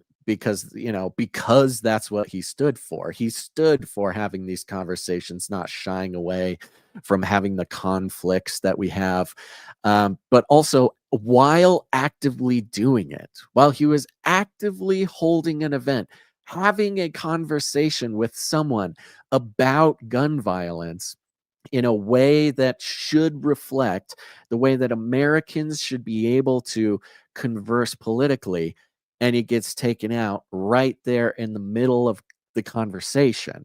I mean, this is this is ominous. The whole thing is ominous, and I do fear the reaction that's going to come, not just from Republicans or conservatives in general, but this is going to reflect poorly on what crazy leftists, whether they're boomers or whether they're Antifa or whatever, can expect when something like this happens, when they do take action like this. There was one interesting thing for Trump's assassination was nice try, Yeah. nice try didn't work. And people were, praising the They were weird shit emboldened. he They were did. almost like they almost felt invincible. Like, yeah, America can't be taken down. He was shot at and he survived, and it was galvanizing in that sort of invincibility sentiment. So not only the assassination of Charlie Kirk, but even in a broad sense, sort of the assassination of the attempt to have civil dialogue. And we are already so on the precipice. I mean, civil dialogue was holding on by the skin of its teeth. And of course, let's just say, I mean, of course it was the left that did this. Of course it was the left that has, a sort of celebration of this. It's awful that there's a group of people out there who this actually comes off as a win to them, because it's a Yeah. loss for all of us, whether you're a Charlie Kirk fan or not. The attempt and to even just stand for the civil discourse, I think I don't want to be a downer, but this does really terrify me when it comes to sort of the principalities and powers aspect, the spiritual warfare, and what happens if this signals, not just a death of Charlie, but a death of civil discourse. I mean, this is a potential Franz Ferdinand sort of moment. It is these little moments like this that really kick things off. And when it comes to civil war, a lot of we don't really think about is the Civil War kind of had been going on for a while before even really any armies were assembled or any battles happened. It's Right. like this slow burn, and just some little thing happens, and you look around and you realize, oh my gosh, oh, this has gotten serious. Oh, this is not good. And, out of all the things that have sort of happened, out of all the attempts that people have made to make something horrible happen, this is really a big loss in even just in the efforts to try to find a peaceful solution in America. This is very worrisome to me. Yeah, there are, and of course, the take it for what it's worth. These are things being shared on social media and stuff, but there are people sharing screenshots from Islamic Telegram chats where they're all like celebrating his Yeah, of getting course. shot, and so there's obviously you can find a circle for anything, but man, this whole thing. No, I mean there's people, there's just regular Americans celebrating on X right now, which is a horrible reflection of just how fallen we are. I mean, take away the politics from it, but this fallen world that we're sort of stuck in for now. This, of course, is expected. It's expected to have some gruesome group of people who take joy in this sort of thing. But not only is it incredibly sad for Charlie's family, he's got 2 young children, he's got a wife, they're all very young. I think he was only 30 or 31 years old. 31, dude. I fear the reaction. So much like CNN reporting on the Charlotte stabbing, the fear of the reaction, the reporting on the reaction being the news. Charlie is just one of a bunch of people who represent not only this sort of young conservative movement, but they represent a lot, but there's a lot more Charlie Kirks. I mean, there's a dozen, maybe a couple dozen now. There's going to be more now. I think this is going to inspire another whole generation to step up, and I don't know, maybe that's a good thing in a sense, if there's any kind of silver lining for the country. I mean, I hate to think of it that way, but there is a possibility that this creates the kind of revolutionary pressure to. It's going to radicalize a lot of people. It's going to radicalize people regardless. Channel that energy in good places, folks, as much as possible, because it'll be easy to go off the deep end with this stuff. And I was just thinking about this and I bring up the South Park thing because, do you think South Park is doing an episode about his death?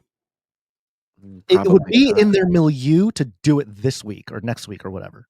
Yeah, right? I don't think they can pump them out that quickly, though. Well, they're known to be able to address things within a week of events. Like that's part of their whole shtick is that they bring culturally relevant things into a satirical, comic.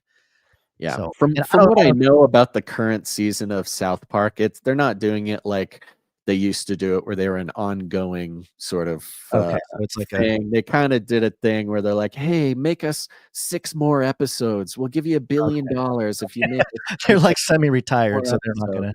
Yeah, I don't. Maybe if their bosses say, "Hey, if you don't, then or else," kind of thing, maybe they will. But yeah, I mean, I can see South Park trying to, at the very least, the people behind South Park trying to bank in on this situation here.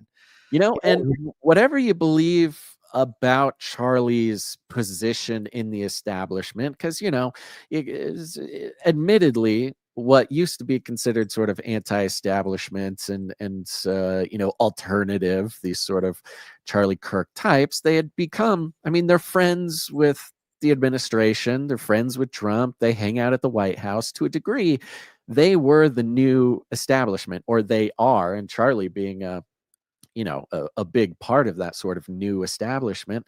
And like anybody with the proximity to establishment, there are all sorts of, weird connections and people digging into whether Charlie was a Mossad operative or whatever, these types of things. By the way, Benjamin Netanyahu did tag him and praying for Charlie Kirk, like as soon as it happened. Well, and Charlie was sort of openly a supporter of Israel in a lot of ways. I don't think he may have been full Zionist. I don't really know. But he was, pretty openly establishment Republican, pro-Israel kind of guy. And so, I'm sure the conspiracy theories are going to swirl for quite some time. I can already see some posts floating around about, Mossad involvement and what Charlie did. I'm sorry, Basil. I found this tweet and this is making me a little bit irate, but we'll see. Raw reactions, folks. So people are reposting this post from September 6th. So last Saturday, Charlie Kirk posted, "Jesus defeated death so you can live." The first comment I see is Ian Carroll. Right, I saw that. "And you've dedicated your life to serving the people who killed him." Yeah.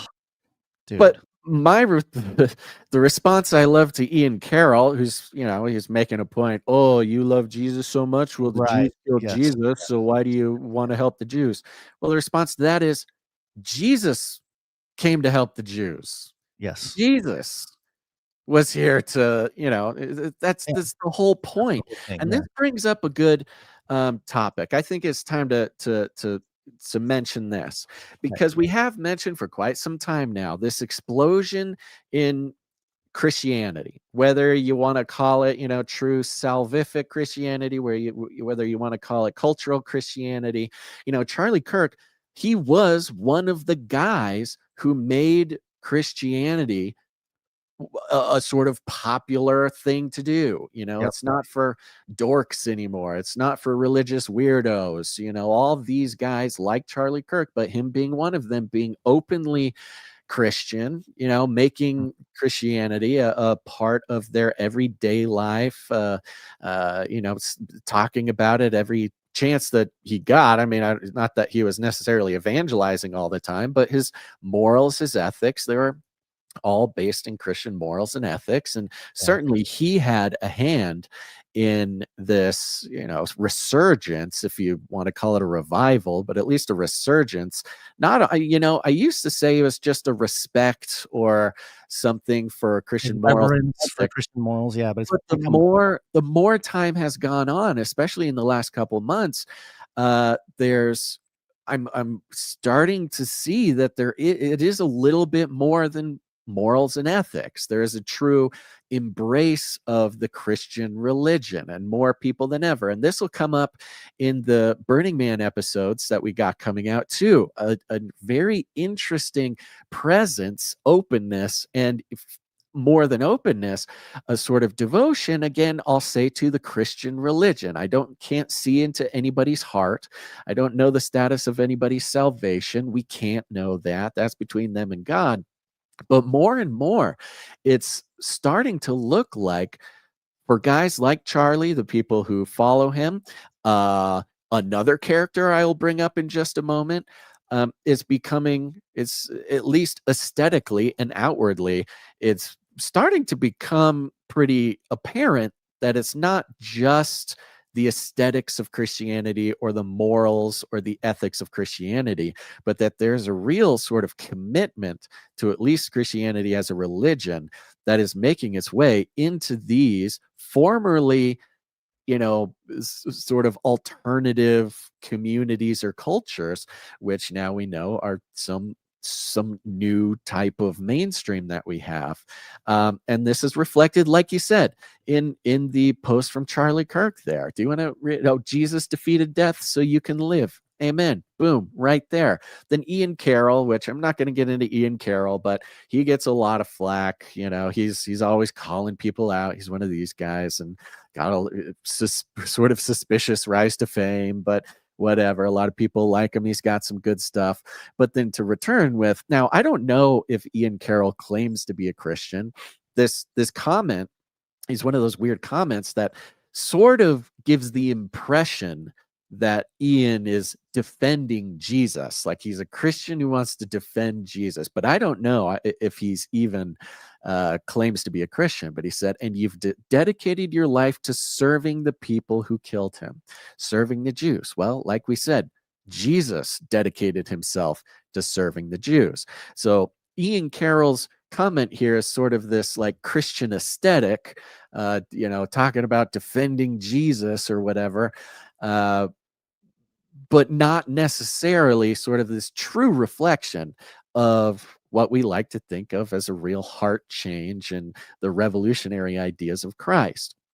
Now, the fear was, and what we do see a lot still, and we did see, but the fear of, the reason why we don't necessarily jump out of our skin and go, it's a revival, there's a revival, everybody's coming to Christ, it's a revival, is because a lot of times, and this is common for new Christians, this is common for cultural Christians, this is common for a lot of groups of people, sort of, again, not trying to judge anybody's deal, but sort of before the transformative aspect of Christ realizes that Christ came to serve the Jews, came to serve the sinners, came to serve, not to be served, but to serve. But in this sort of either early impact, this early experience with becoming a Christian or sort of claiming Christianity or putting on a Christian aesthetic, this is where you get a lot of the, well, I go to church and I'm a good guy, so I get to talk about how bad other people are. I get to talk about how bad the trans community is, because I go to church and I'm great. I get to talk about how bad whatever Muslims are because, hey, I go to church. I'm a good person. It turned into a moral soapbox instead Right. of the main thing, which is, sort of keeping score. This sort of keeping score, which, look, we're all guilty of in one time or another. But this is sort of a reflection and does show a sort of, not so transformed heart, a heart that has not been made new in the way that Christ, wants to make us new. And so we saw a lot of this, and this is what made us go, oh, geez, I don't know about everybody claiming to be Christian thing. It's kind of, this could go either way. But it's in bizarre places, I'm starting to get these little glimpses of, at least in this movement, there is an aspect, a ratio, a group of real transformed hearts that are coming through. And I think, interestingly, that Charlie Kirk tweet kind of reflects that a little bit. Now, I can never know what's in somebody's heart and what their status is with Christ, but those are just the types of things we can see. Another person, you brought up Andrew Tate, who was brought up in this response to the Charlotte stabbing. Mm-hmm. Another one is Nick Fuentes. Yeah. And Nick Fuentes, we've talked about Nick before. We had some people call into Canary Cry Clubhouse on Thursdays, and we talked about Nick and how suddenly Nick is bigger than ever. And there's this, of course, one big part of that was Tucker Carlson coming out and say, well, Nick says my dad was in the CIA, and I didn't even know about that.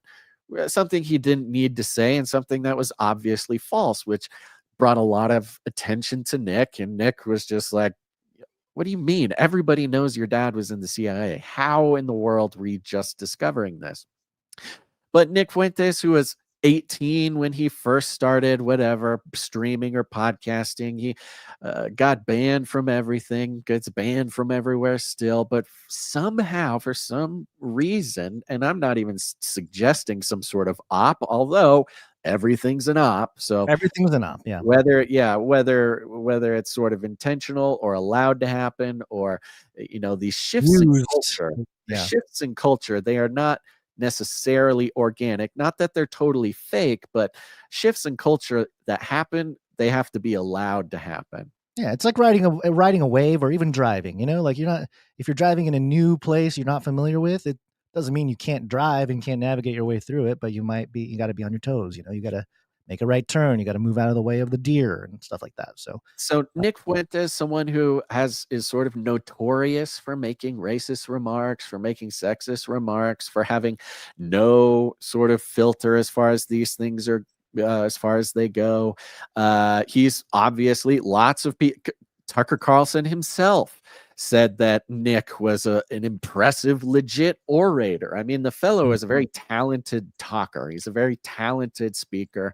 There's a reason why he's so popular. However, just absolutely refuses to sort of, I don't know, get in line with a lot of things. Just one example, you brought one of his tweets from in regards to the Charlotte stabbing here. You want to read this for us? Yeah, sure. Yeah, he posted this on September 9th, 3 p.m. Scenario A, you board a train, car, and see a black person. You immediately turn and leave. You're a racist. Scenario B, you sit beside a black person and get stabbed to death. You're dead.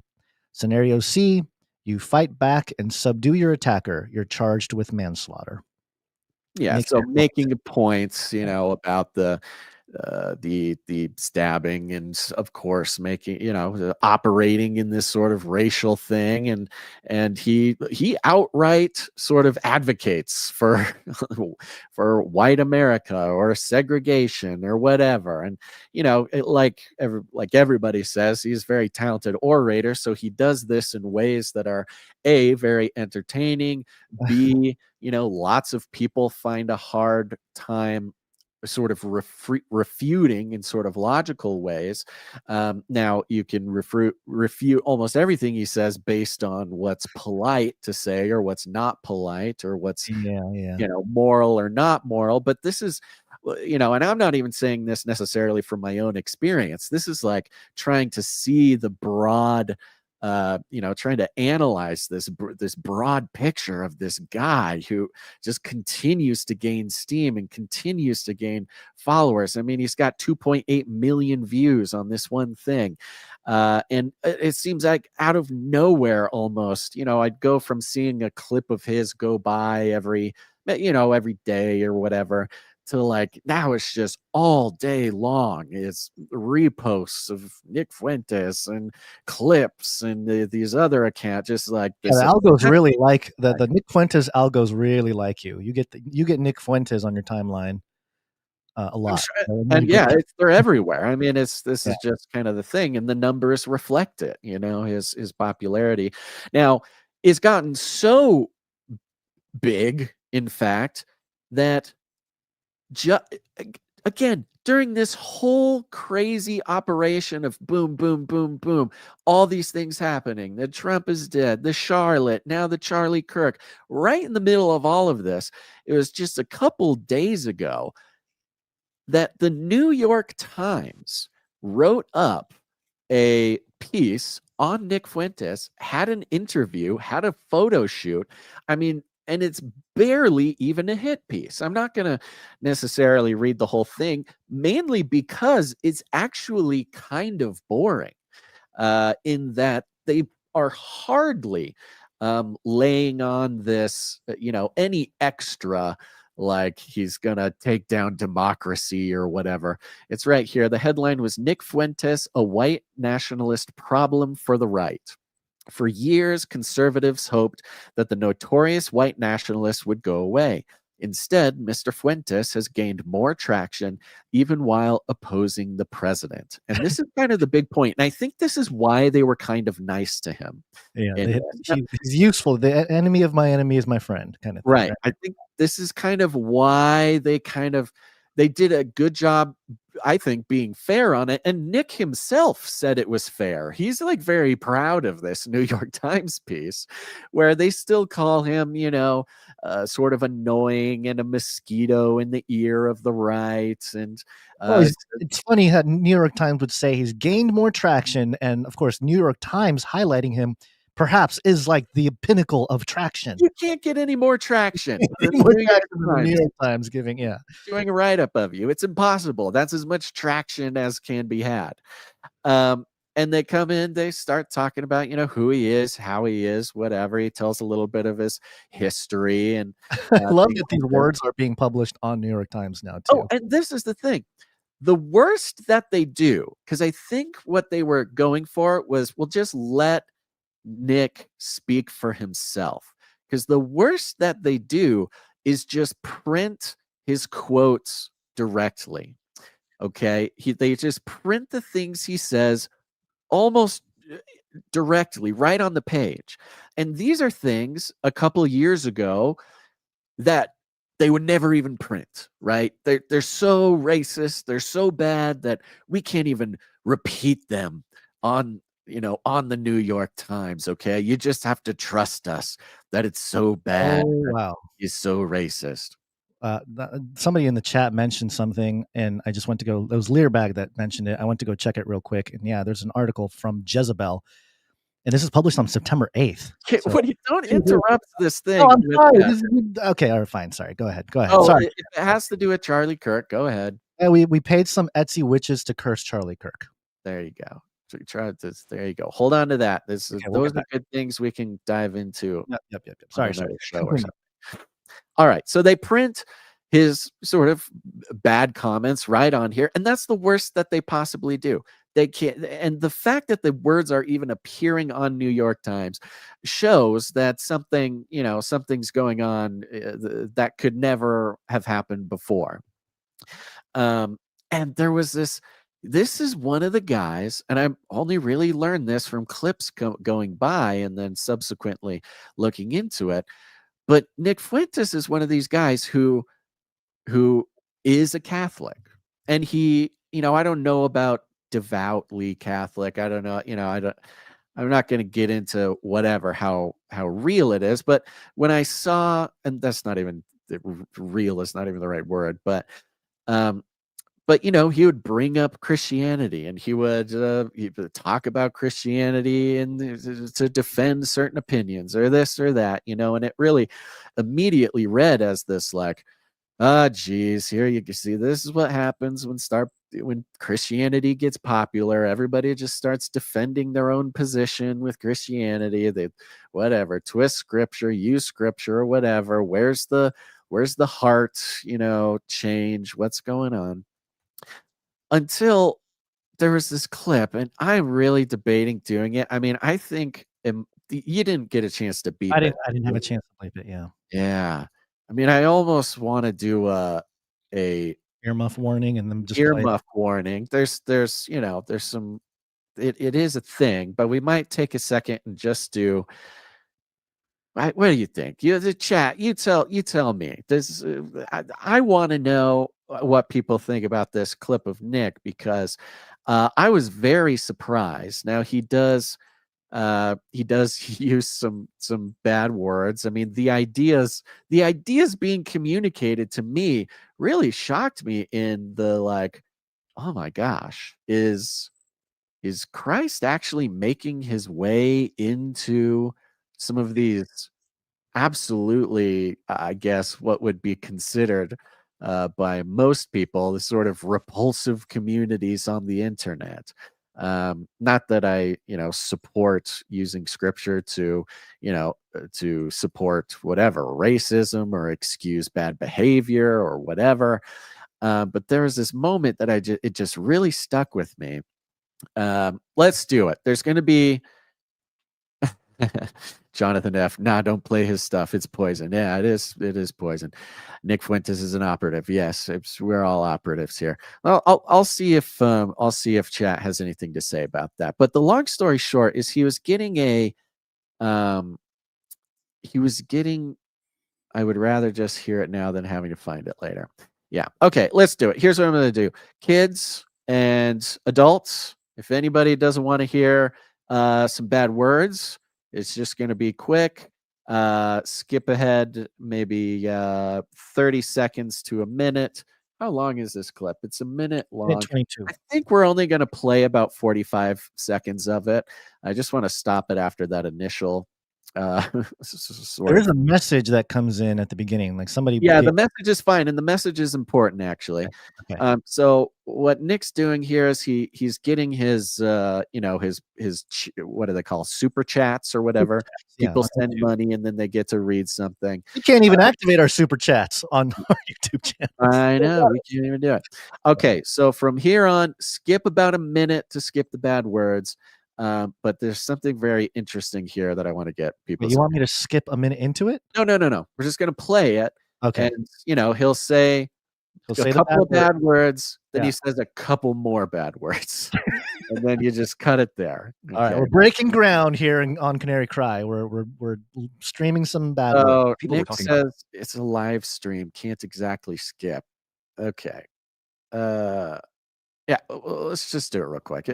I'm trying to. I mean, is this a bad idea? Is this? I don't know. I don't. It's funny because we get so many people who get upset when we don't curse, like when we don't say bad words. They say like, "Just let it out. You're being fake because you're not saying bad words." I don't. I try not to. I don't really use bad words very often. I think the only time I do is when I think I did say some things when the Charlie Kirk thing happened this morning, but yeah, whatever. But the point, language is just language. It's mostly because we just want the show to be a safe place for families is the main reason. Not that it's like some sort of unforgivable sin to curse, but that's kind of the point.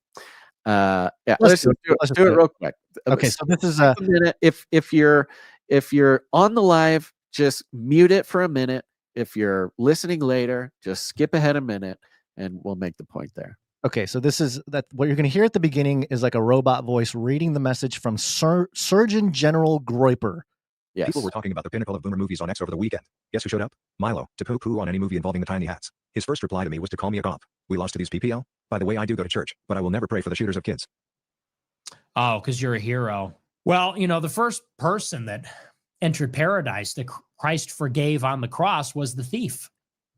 It's probably a murderer. You can say that, but that's like totally defeating the point of the religion. Well, I will not pray for him. Oh, okay. So why? Because you're awesome. Like, okay, that's not. And so should God pray for you? You know, should the saints in heaven pray for you? We're all sinners. Oh, well, they killed kids. Okay, well, you put Christ on the cross with every venial sin you commit, you fucking idiot. Fucking stupid asshole. Okay, stop it there. Okay. First on Canary Cried. So 14 years of podcasting, and Nick Fuentes is the one to break the seal. I mean, I think there's something important here. And if somebody if somebody isn't getting really what I'm talking about, like, we need to go back and look and listen to some things, okay? Because we're right in the middle of this very strange cultural resurgence. Some call it a revival, some are more skeptical. You know, we know, those of us who've been Christians for a while, you know, you see Christianity being wielded in horrible ways so often. And it's not even to say, you know, whatever, that anything anybody says or uses Christianity for, cloaks themselves in Christ or whatever, that's not even a permanent thing. Sometimes people just have these fallen moments, and, you know, it's this thing. But here we have Nick, who is outwardly, he's a Catholic, okay? And so his many fans, listeners, community members are getting this consistent sort of, you know, Catholic influence from Nick. Now, there's a lot of other stuff going on with Nick that I'm not agreeing with. I'm not what's the word? Not endorsing literally anything he's ever said, except for this moment when one of his groypers comes in and says, I go to church, but I would never pray for a school shooter. I go to church, but I would never pray for such evil people. And I expected something totally different from Nick, because this is what happens when people who are still in the world, you know, are either just learning about Christ, or just maybe they're taking on this Christian persona, and even those in this, I tell this story about this woman that I know, and I was telling her, you know, we were just talking about spiritual stuff, and she goes, you know, she doesn't believe in God, doesn't believe in hell, doesn't believe in anything, and she goes, and I was telling her that, like, yeah, you know, anybody can get saved and go to heaven, and, you know, we're all evil, we're all bad, and you know, that this is why we need Christ. And she goes, well, could Hitler go to heaven? And I go, well, yeah, Hitler could have gone to heaven. I don't know, but he is a human, and this is the option that humans are given. And she goes, no, Hitler's in hell. And it revealed to me this thing of, like, you don't even believe in any of it. You're asking a question about heaven, about Christ, and your sort of earthly morality. In this case, of course, Hitler was a horrible guy. Of course, there were horrible things done. Of course, we are all fallen and horrible. Now, giving this Hitler example in the same segment as playing a Nick Fuentes clip might have some strange implications that I didn't think through before.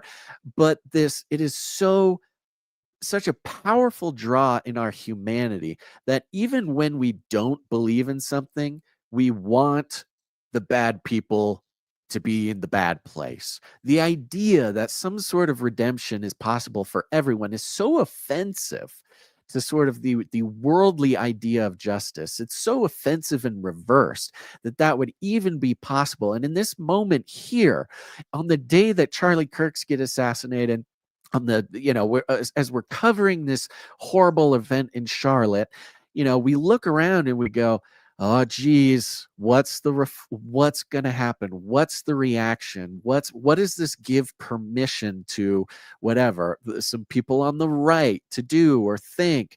What permission does this give? You know, now that this moment has passed, this is when our sort of real fallen nature is put to the test versus any sort of salvation, any sort of attention to Christ, any sort of transformation in the heart. This is when these things are really put to the test. And you could easily find, expect something in the next whatever days or weeks where some crazy person tries to take out someone on the left, and they do it in the name of God, or they do it because they killed a good Christian, so I have to kill them, or whatever. And this is that real fallen Christian. I can even just call it fallen Christianity. It's our fallen nature to use these things as justification, just like CNN is worried about the Trump's justification because of all this stuff. But this coming up, and it's a very, very easy, very simple, very common, not uncommon at all, for this guy to write into Nick and say, well, I would never pray for school shooters. They're pure evil. And this guy, who is sort of notoriously known for being inappropriate and savage and racist and, whatever, all the bad things. That's who Nick Fuentes is supposed to be. And he stops right there and really lays in to the person who sent him money, and just responds with, what, because you're any better? Because you're any better than a school shooter? Because you're any better than whatever? Every venial sin you've ever done, ever committed, puts Christ on the cross. We put Christ on the cross every day. We've done it our whole lives, and we'll continue to do it. Okay? Because if we start, and again, extra important right now, this is where the separation between a sort of truly transformed heart in Christ versus someone wearing sort of a Christian mask so they belong with the cool kids on the right. So they belong with the cool, new Republican mainstream or whatever. And this is the very challenging, the upside down, the very offensive truth about truly following Christ, is this exact, sort of death of our human expectations, death of our obsession with a justice that is of this world. And it, again, not necessarily a fan of Nick, not making any sort of qualifications for anything he says or does. And I think even people who do like Nick would say the same thing. But this, well, you're pointing out where the cultural conversation is at, and how these quote unquote influencers are using, the next step in the logic that comes with faith to push back against maybe those who, may disagree or have some right. thought I about it. and that's what within Christianity, let's take it to sort of an ops level. That's what makes Christians specifically resistant to ops. It's almost like Jesus knew this, I mean, the same ops were going on back then as they are now, because what do the ops want? The operations, psychological operations, they want to trigger you to trigger a response.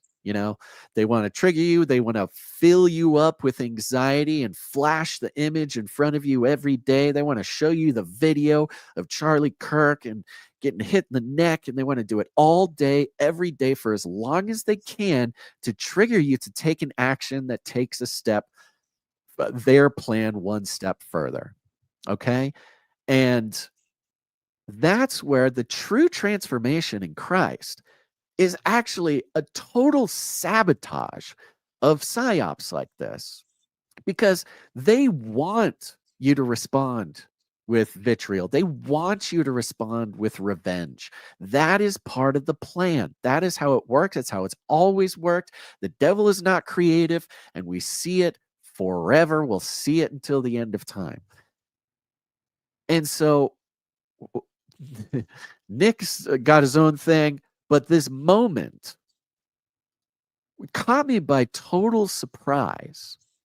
And I hope to be caught by surprise more like this, more often, because we can talk about this spiritual salvation. We can talk about the eternal gift of life, not just life eternal, but life with this eternal depth of right now, the fullness that we can live in.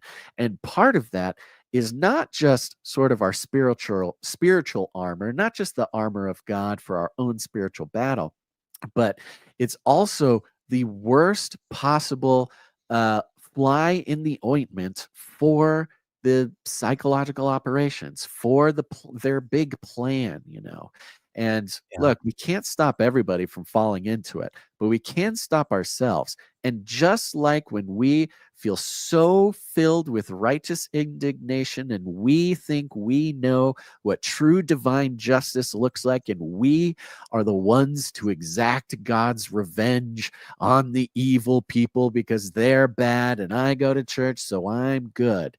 That That's the alone, deception. That is the deception. Yeah. total deception. And so, I think it gave me a little bit of hope that even with this, fella who is deemed to be as evil as you can be by the standards of CNN and others, that sort of surprising rebellion against what we can expect, especially from someone who's like a very popular whatever influencer stuff, who they Right. make their money, they make their bones on giving the people exactly what they want, to giving the people a cathartic release.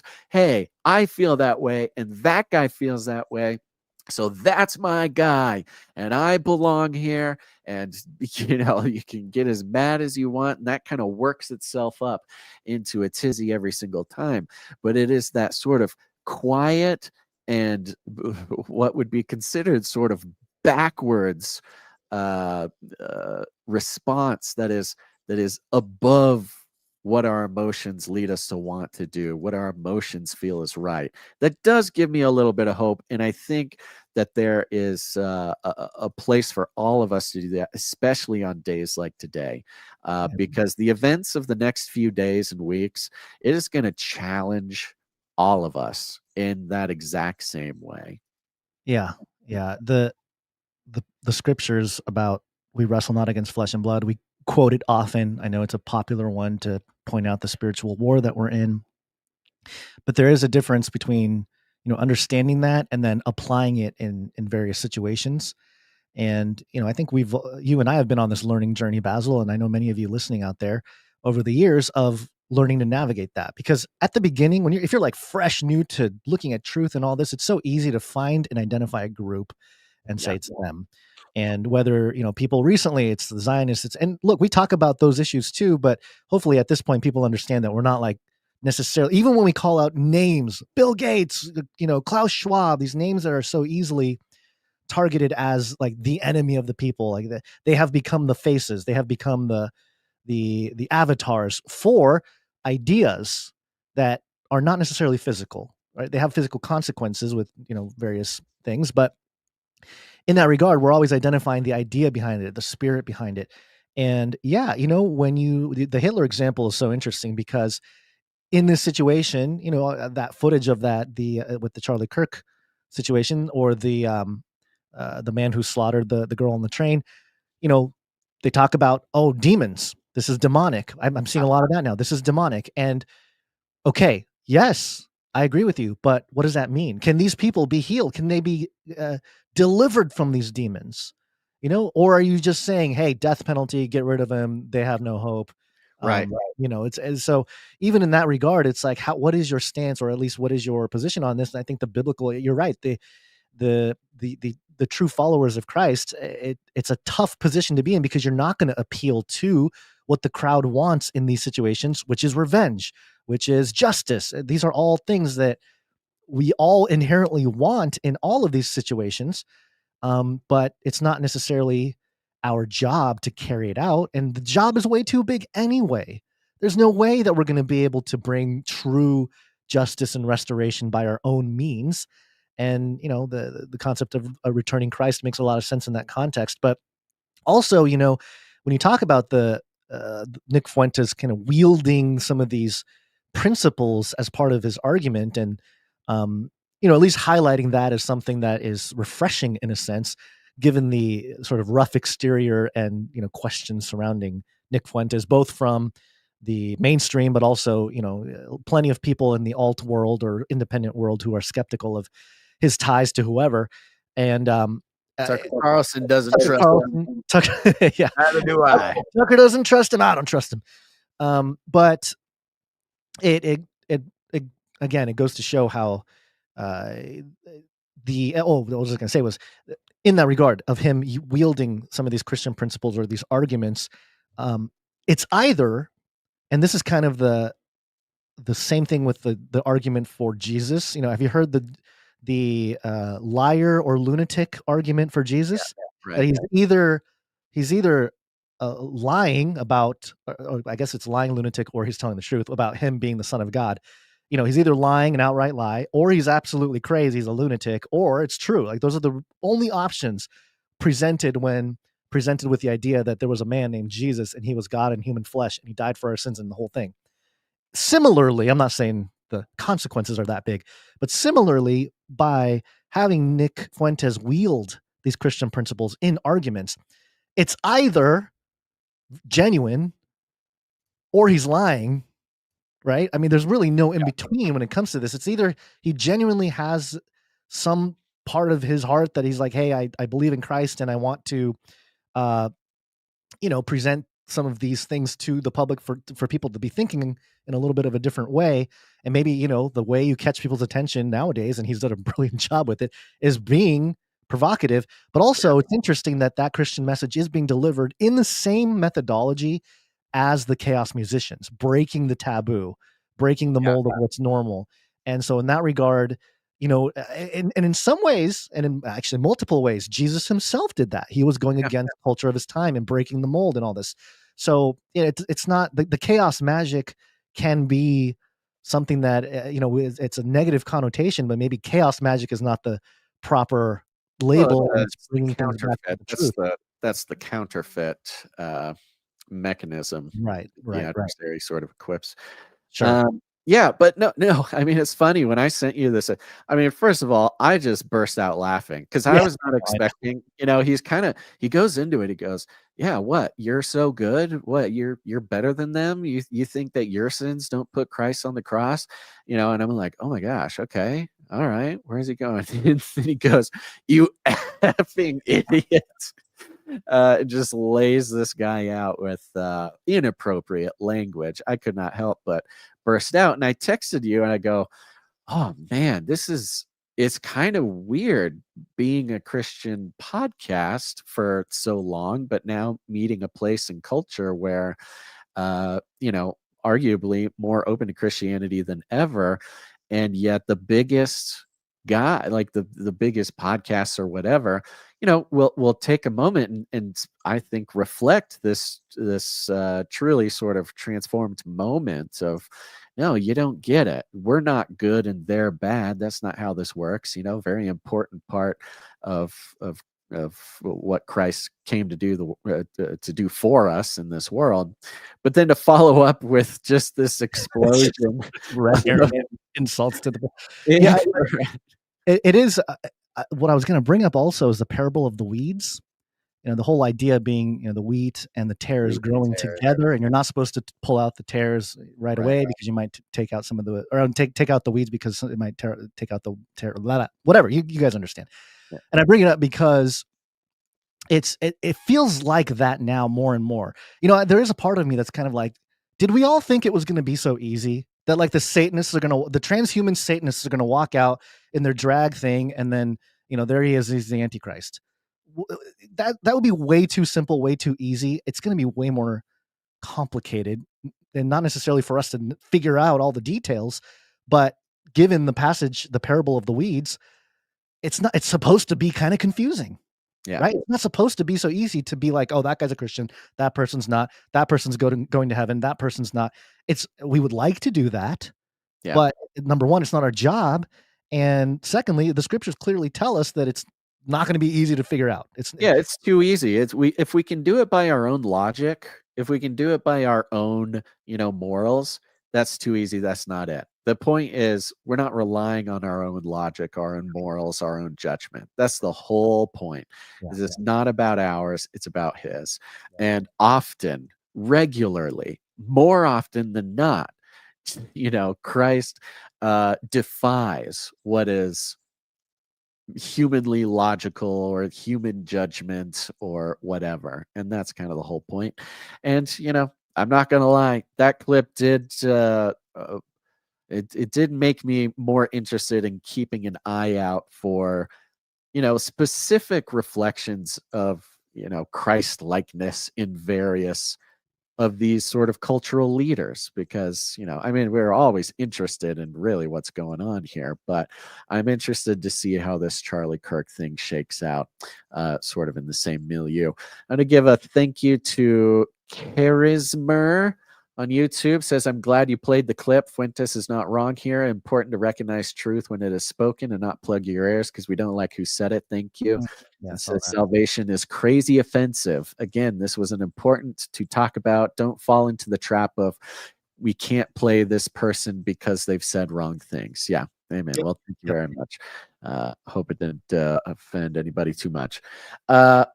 Okay. What do you got up on screen here, Guns?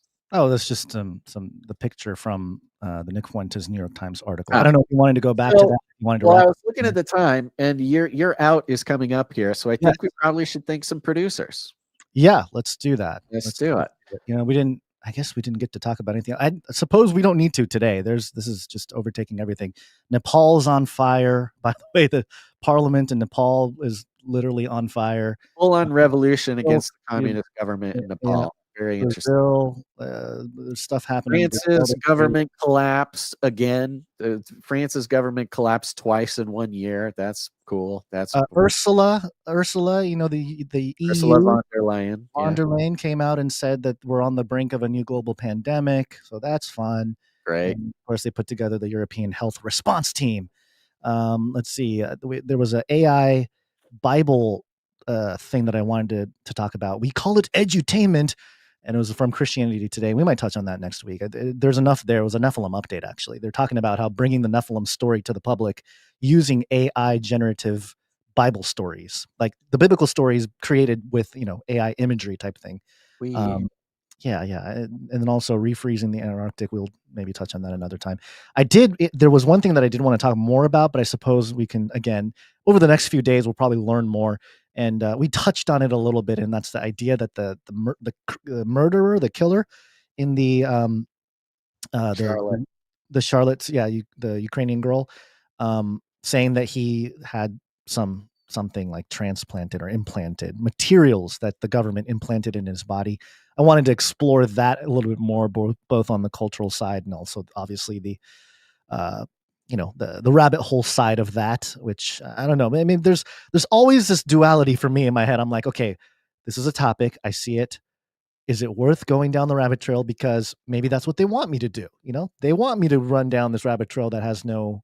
Oh, yeah, it's alive with conspiratorial possibilities. Yes. It's right. Guy was schizophrenic, was crazy, thought he had implants. Maybe he did. Who's to say he didn't?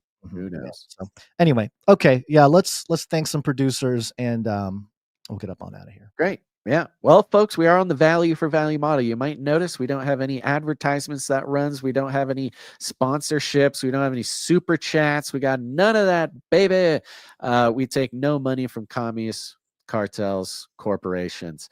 We're entirely sustained by listeners of the show through the value for value model, which is very easy, very fun. Here's the thing. We're not going to participate in whatever techno beast system that wants to monetize your consciousness to convince you that you have problems that you don't have, to spend money you don't have on products you don't need, even as it's very, core. And not to say that's impossible. A lot of people have to do ads for their show, but for us, it's just not the right thing to do. So we're on the value for value model. It just means, hey, we're all here together. The show exists for all of us, and the show exists because of all of us.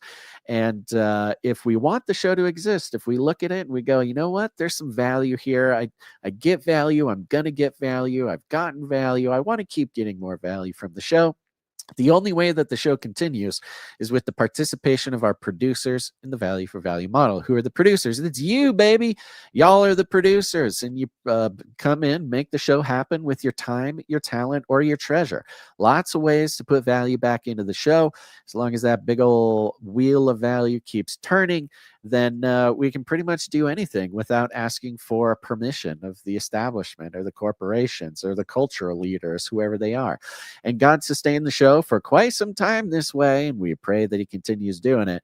So if you want to get in touch with us, get involved, volunteer for different projects or different aspects of production, you can do that. If you want to create art or music or any sort of use your talents to put some production into the show, you can upload all that art and music and jingles and whatever over to at canarycry.art.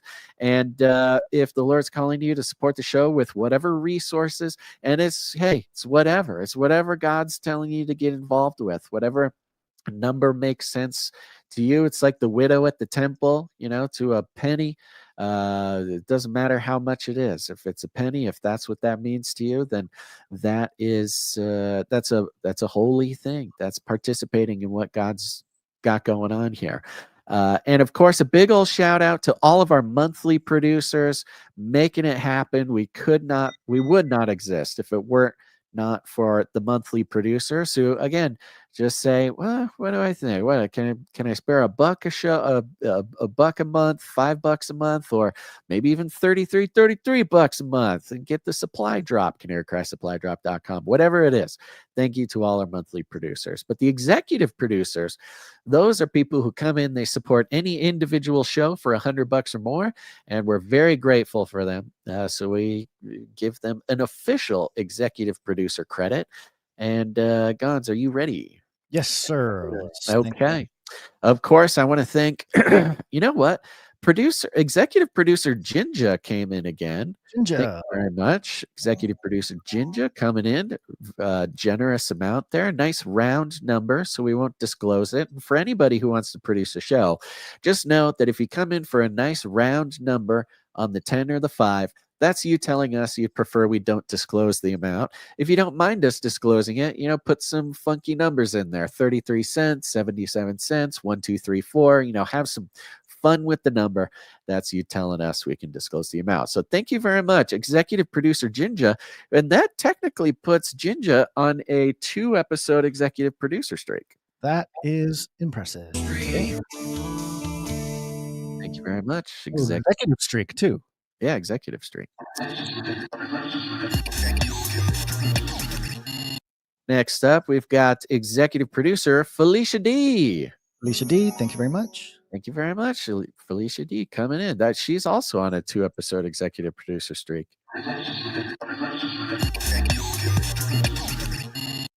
And of course, we have Sir LX Protocol V2 Baron of the Breen Protocol coming in for $100 and 33 cents. And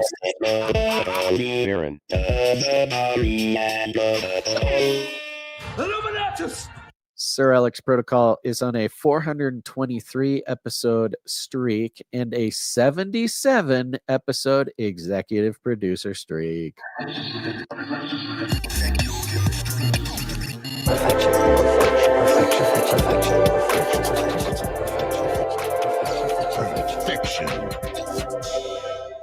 Perfection. Thank you very much to all of our executive producers.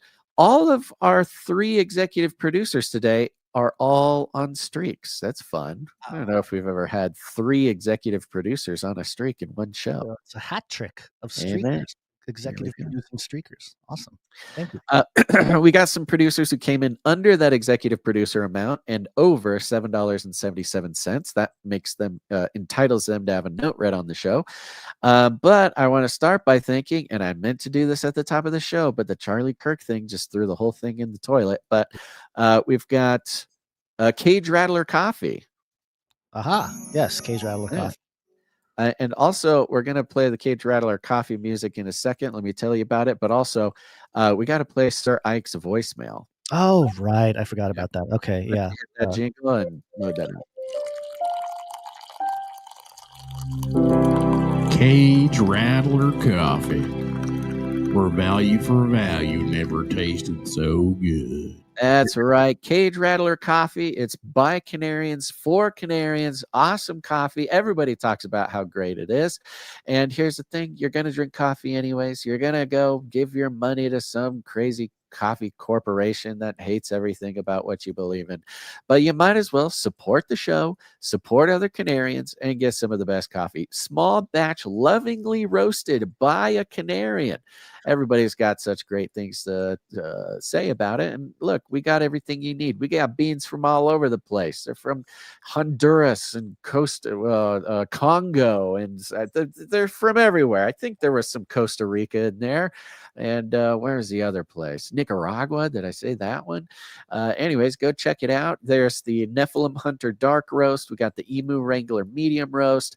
And again, like I said, you got to buy the coffee anyways. You might as well get it here. And a portion of every sale goes to support the show. Thank you very much to the Canarians who do stuff like this to make it happen, to support the show and provide a parallel economy opportunity to all the other Canarians. And I don't know if the voicemail is related or not, but we did get a voicemail from Sir Ike. Why don't we hit play on that? Hey, Canary family, this is Sir Ike here. I just want to give a shout out to all the Missouri people out there. My wife and I will be hosting a meetup September 27th at 1:11 p.m. in Rolla, Missouri at Alex's Pizza. If you live in Missouri, I'd love to have you out there. We already have a decent amount of people showing up, and we could always use more. I just be helpful to have an RSVP. That way I can let the restaurant know how many people we're going to be having there. Thanks. There you go. Okay. Sir Ike's doing a meetup in Missouri, Rolla, Missouri, 1:11 p.m. on September 27th. Go check it out. And we did get confirmation, Guns, that is brand new Sir Dove art on the flyer right there. Love it. Yes, sir. Okay. Amazing. Well, we got more producers. Let's give a thank you to producer Elio, who comes in for $9.11. Elio, 9/11. A lot of 9/11. Yeah, well. 9/11. Tomorrow's 9/11. I don't know if you saw, Basil, but did I get rid of this headline? No, I didn't. It's still here. Job growth revised down by 911,000. Oh, perfect. Yeah, so the job thing, they're always inflated. They always pull back on the job numbers, but very specific number, 911,000 jobs. Yeah. That is very weird. But yeah, thank you very much to Elio. Next up, we got out there in the UK. That's a whole different thing going on in the UK right now too. She's hanging on. She's hanging on tight. It's great to see you on the list, Elio. Good to know that you're still a free woman. Yep. My nose is so stuffed up right now. You're good. Next up, we got producer Sir Marty Bean out of the base. Sir Marty B. Hey, Marty B. It's been a while. He's coming in for a 7774. 7777. Do we have a 77 jingle? No, 7774. Okay. Just throwing a little monkey wrench in there for a 7774. 7774. Thank you very much, Sir Marty Bean out of the base. And of course, we got the American Hobo on a streak, 39 episodes in a row, coming in for 2332. Hey, there it is. And we had some people come in under the $7.77 mark. I have noted your streak. You're still on a streak. We will thank you next week as your streaks continue to grow. But that's it. Not a huge list today, but I really appreciate everybody who comes in, supports the show. Again, a big old thank you to our monthly producers. When the producer list is low like this, that is a moment to stop and thank all those monthly producers who make that commitment to help us stay alive for another 30 days. And highly recommend, I will say this, if you're sitting there going, you know what, I do get value from this show. I would like this show to keep going. I would highly recommend looking into the Canary Cry Supply Drop. Go to canarycrysupplydrop.com and you support the show over there.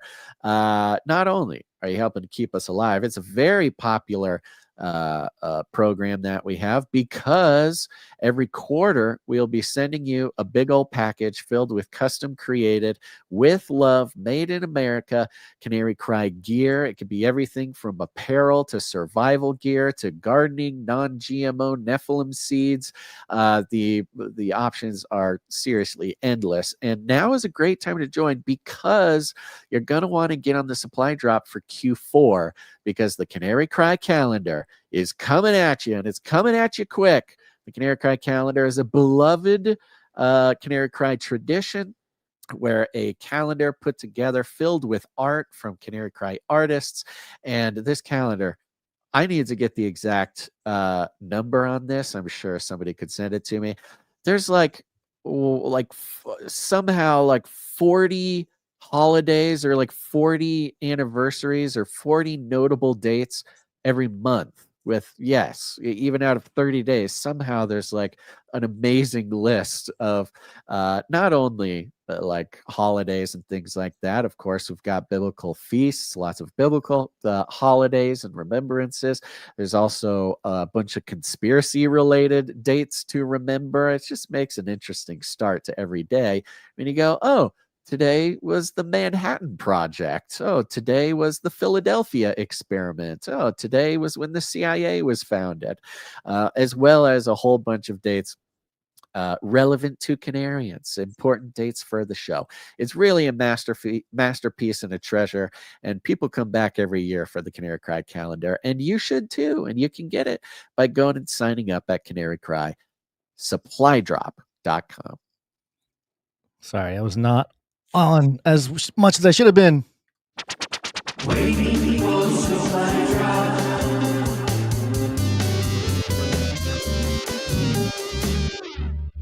What is that?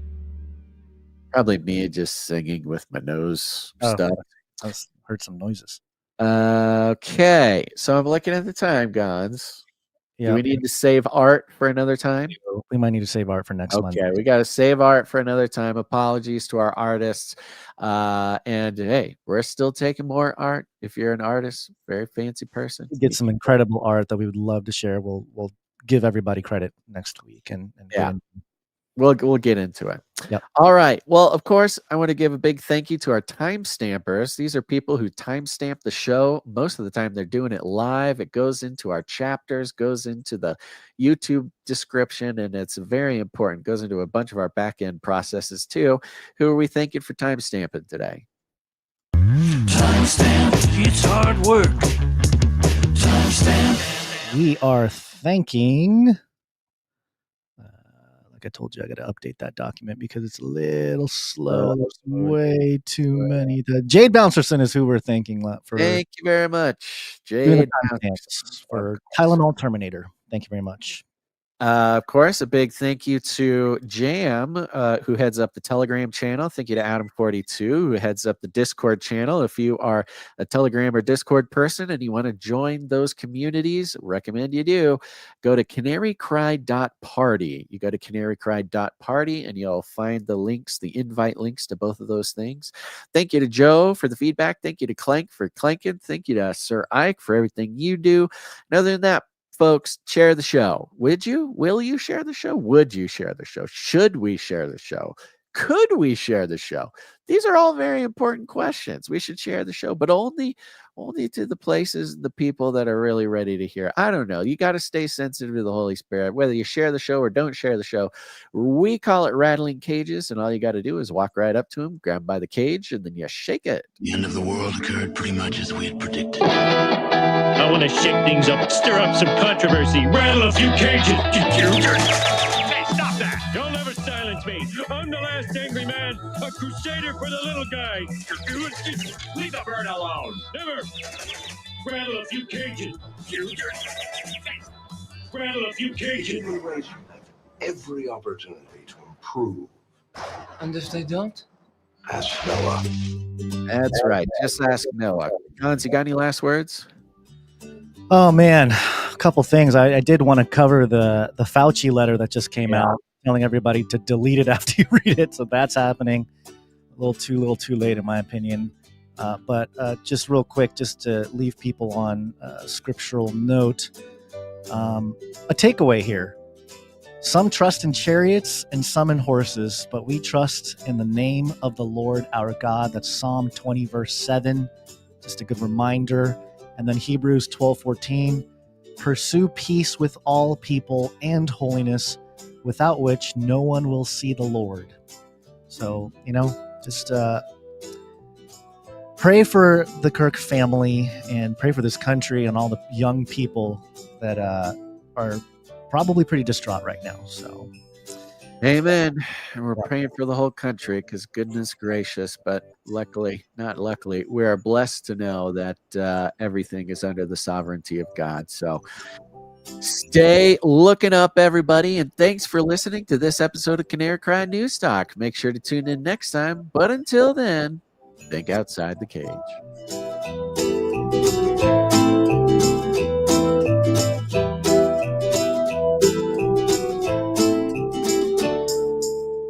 Remember, reality is an illusion. The universe is a hologram. Buy gold. Buy!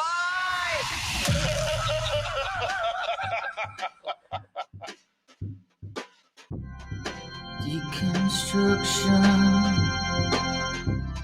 and analyze. Canary cry, news talk.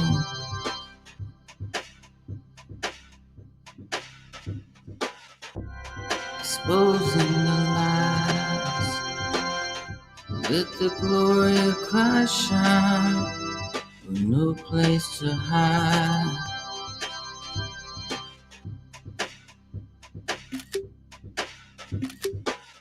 You're like a new age neophyte, running under cover of the dark of night. But the truth will expose with light.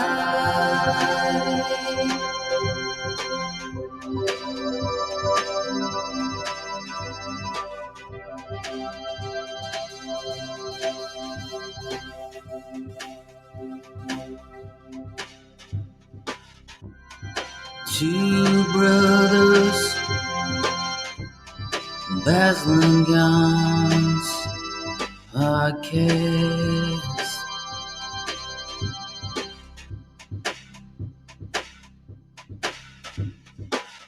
Of corporate news reporting, they're gonna show you how they're distorting the truth into lies.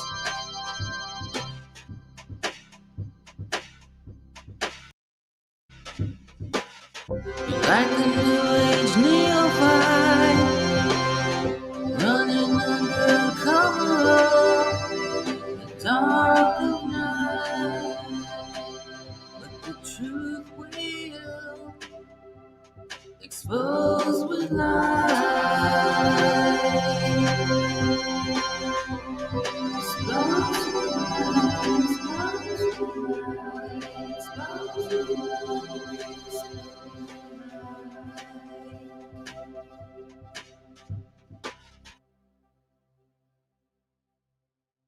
Value for value.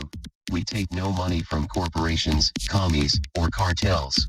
Canary cry.